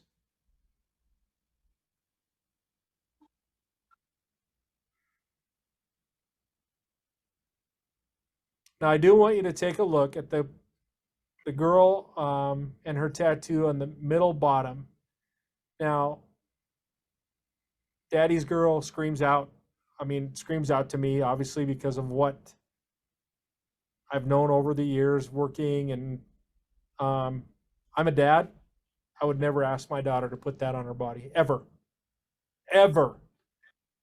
But more so than the tattoos, what do you notice about that body? What do you see? Young. Very young. What else do you see? Look really close. Move away from the tattoo.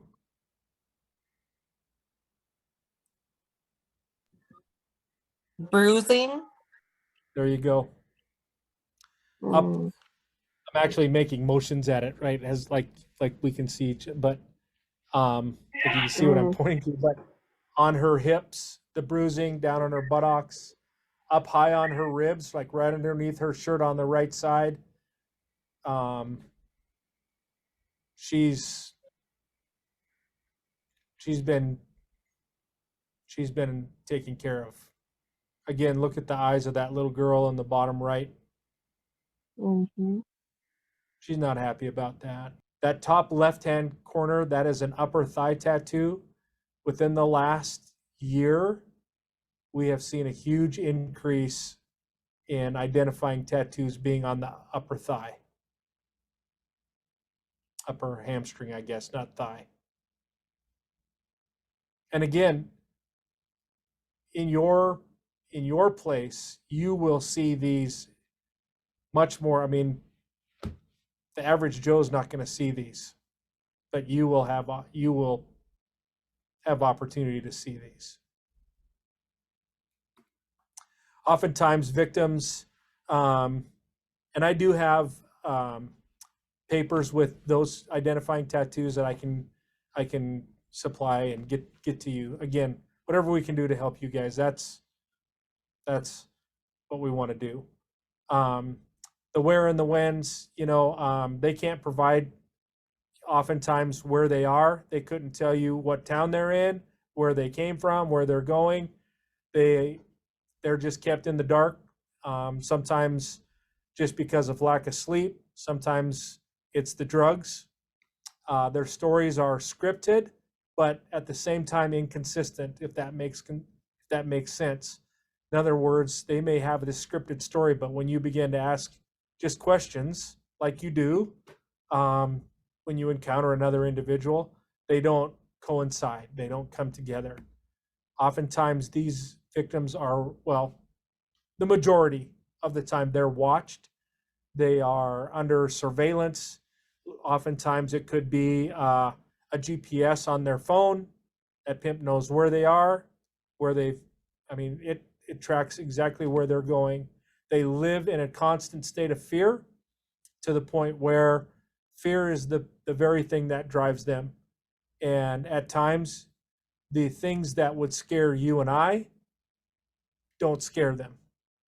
And so being afraid of being with a stranger in a hotel room, that doesn't scare them. But what scares them is looking at you, even being offered the opportunity to ask for help. That brings a depth of fear that they couldn't even explain to you. They're afraid of uniform patrol. That's why oftentimes in hospitals, if security, even if you ask security to be close by, if they see security come by that's in a uniform, they will shut down. I know that there are some hospitals that as they've moved forward in their policy and protocol, they've actually put the majority of their security in plain clothes and just had a few that are in uniform because that does set an environment. I get that. A lot of times the victims, their language is very vulgar, very sexualized. Oftentimes they'll use language like, again, we talked about that daddy or in the life or in the game. They will refer to, if it's another girl that's with them, she might call her wifey or sister or wife-in-law. They may let that slip in public. They don't have control of their own documentation. They may, if you ask for an ID, their chaperone may be the one that produces that for them, whether that's a green card, a passport, driver's license, or just an ID. They are taught with the severity of discipline not to make eye contact, but if they do, they will not verbally scream out to you, but you will read their eyes. Just like as we looked at those tattoos, that little girl that had loyalty tattooed on her face, you look at those eyes and it screams for help. There's some specific things to look for in when we talk about minor sex trafficking or child sex trafficking, which, by the way, unfortunately, here in Montana, over the last probably 6 months, we've seen a huge increase of child trafficking instances. Some of those cases we can't be in depth about just because of, all those things you're not supposed to talk about because they're being investigated, what have you. But the malnutrition, the dressed in a manner that's not consistent with a 10-year-old, 12-year-old, even a 15, 16-year-old. Minors that are with an unrelated, non-age appropriate male that's with them, or female. They might refer to him as their boyfriend, or we may refer to, and they've completely perverted our Native brothers and sisters. They've taught them to refer to their female pimp as auntie, and so trying to hide it in that way. Their dress or the items that they have with them are not consistent with their situation. High heels, they've got their nails all done, and longer than a 13-year-old would typically have, expensive clothes, and maybe an expensive handbag. Again, using that innate feeling that picks up on that anxiety. Some healthcare specific things, the persistent or untreated STIs, UTIs, the abnormally, and with the UTIs, it's that, like, it doesn't get better. It's that repeated visit over and over and over again. So either they're not getting the medication they need, or because of the high volume of sexual partners, and I use the word partner, it's not a partner at all, but sexual contacts. That's definitely a red flag. The presence of debris in the vagina or in the rectum area, or the trauma to the vagina or to the rectum. I mean, if you see it, again, these are things that only healthcare would have privy to.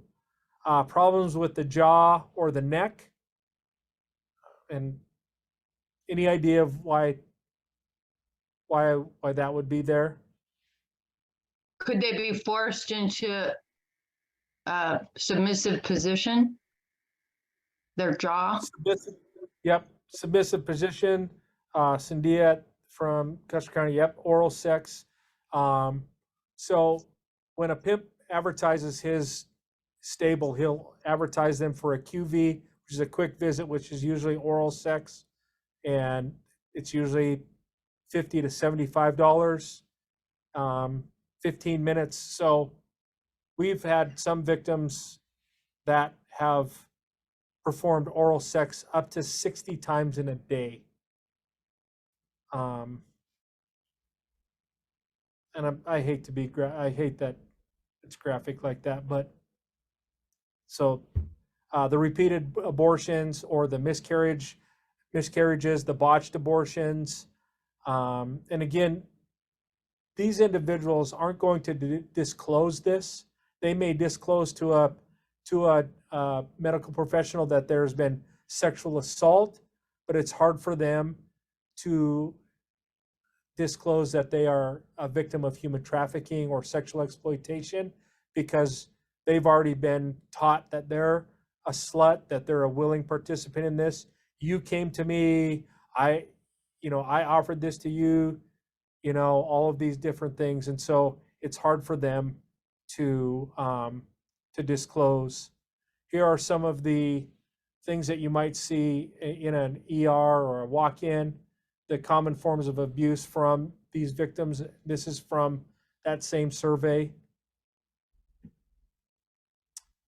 Some of those things that we've already talked about, the malnourishment, the prolonged infections, even if it's just a wound on the leg or on the arm, it could be from a bite, a human bite. And obviously, more than I do the nastiness that carries. And men will pay more if they can have unprotected sex. And we're seeing much more on the anal sex now. And again, that comes alongside, we always say that the trafficking graph follows the same graph trajectory as the pornography. Whatever fetish is trending in pornography, we see happen in the human trafficking side. It's the acting out of those things.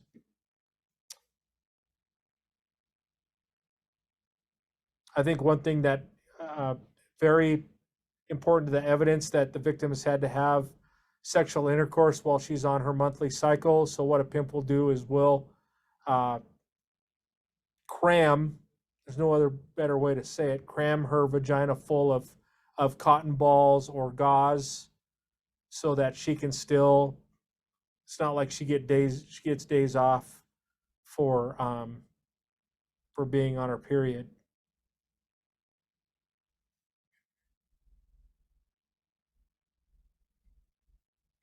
This is just a heat map. This is a heat map of the United States of the instances called to the National Hotline of Human Trafficking, not just cases, but calls that have happened.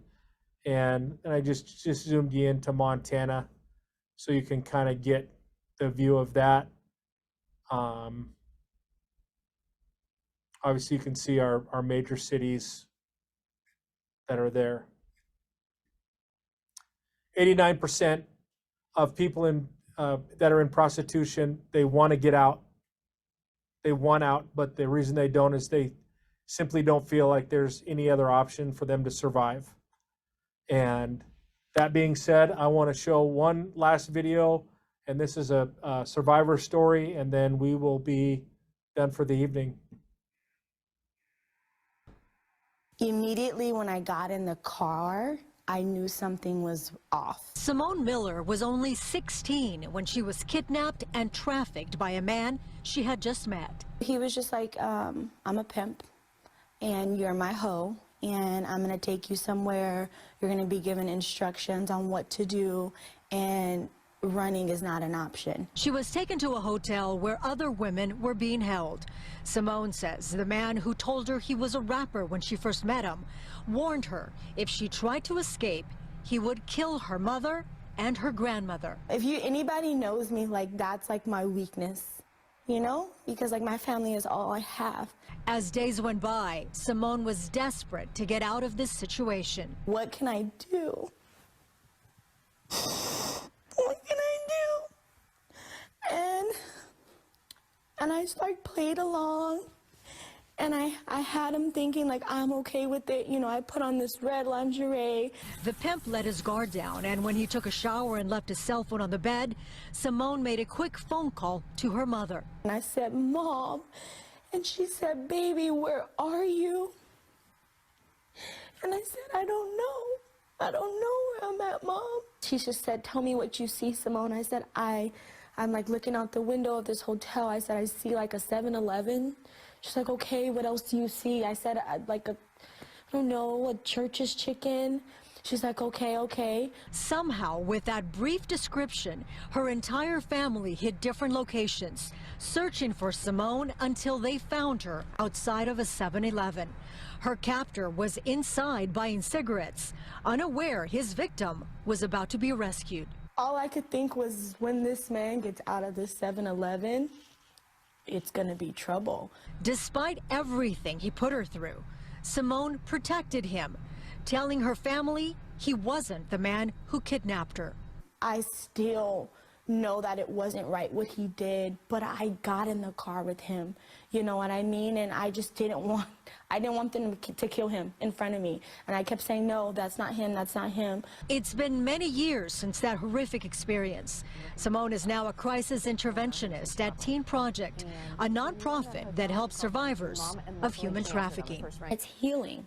Subconsciously, I'm healing by helping. Such a strong young woman. Now, you may be wondering what happened to the man who took Simone. Well, her family let him go the night that she was rescued. He was later killed in an unrelated incident.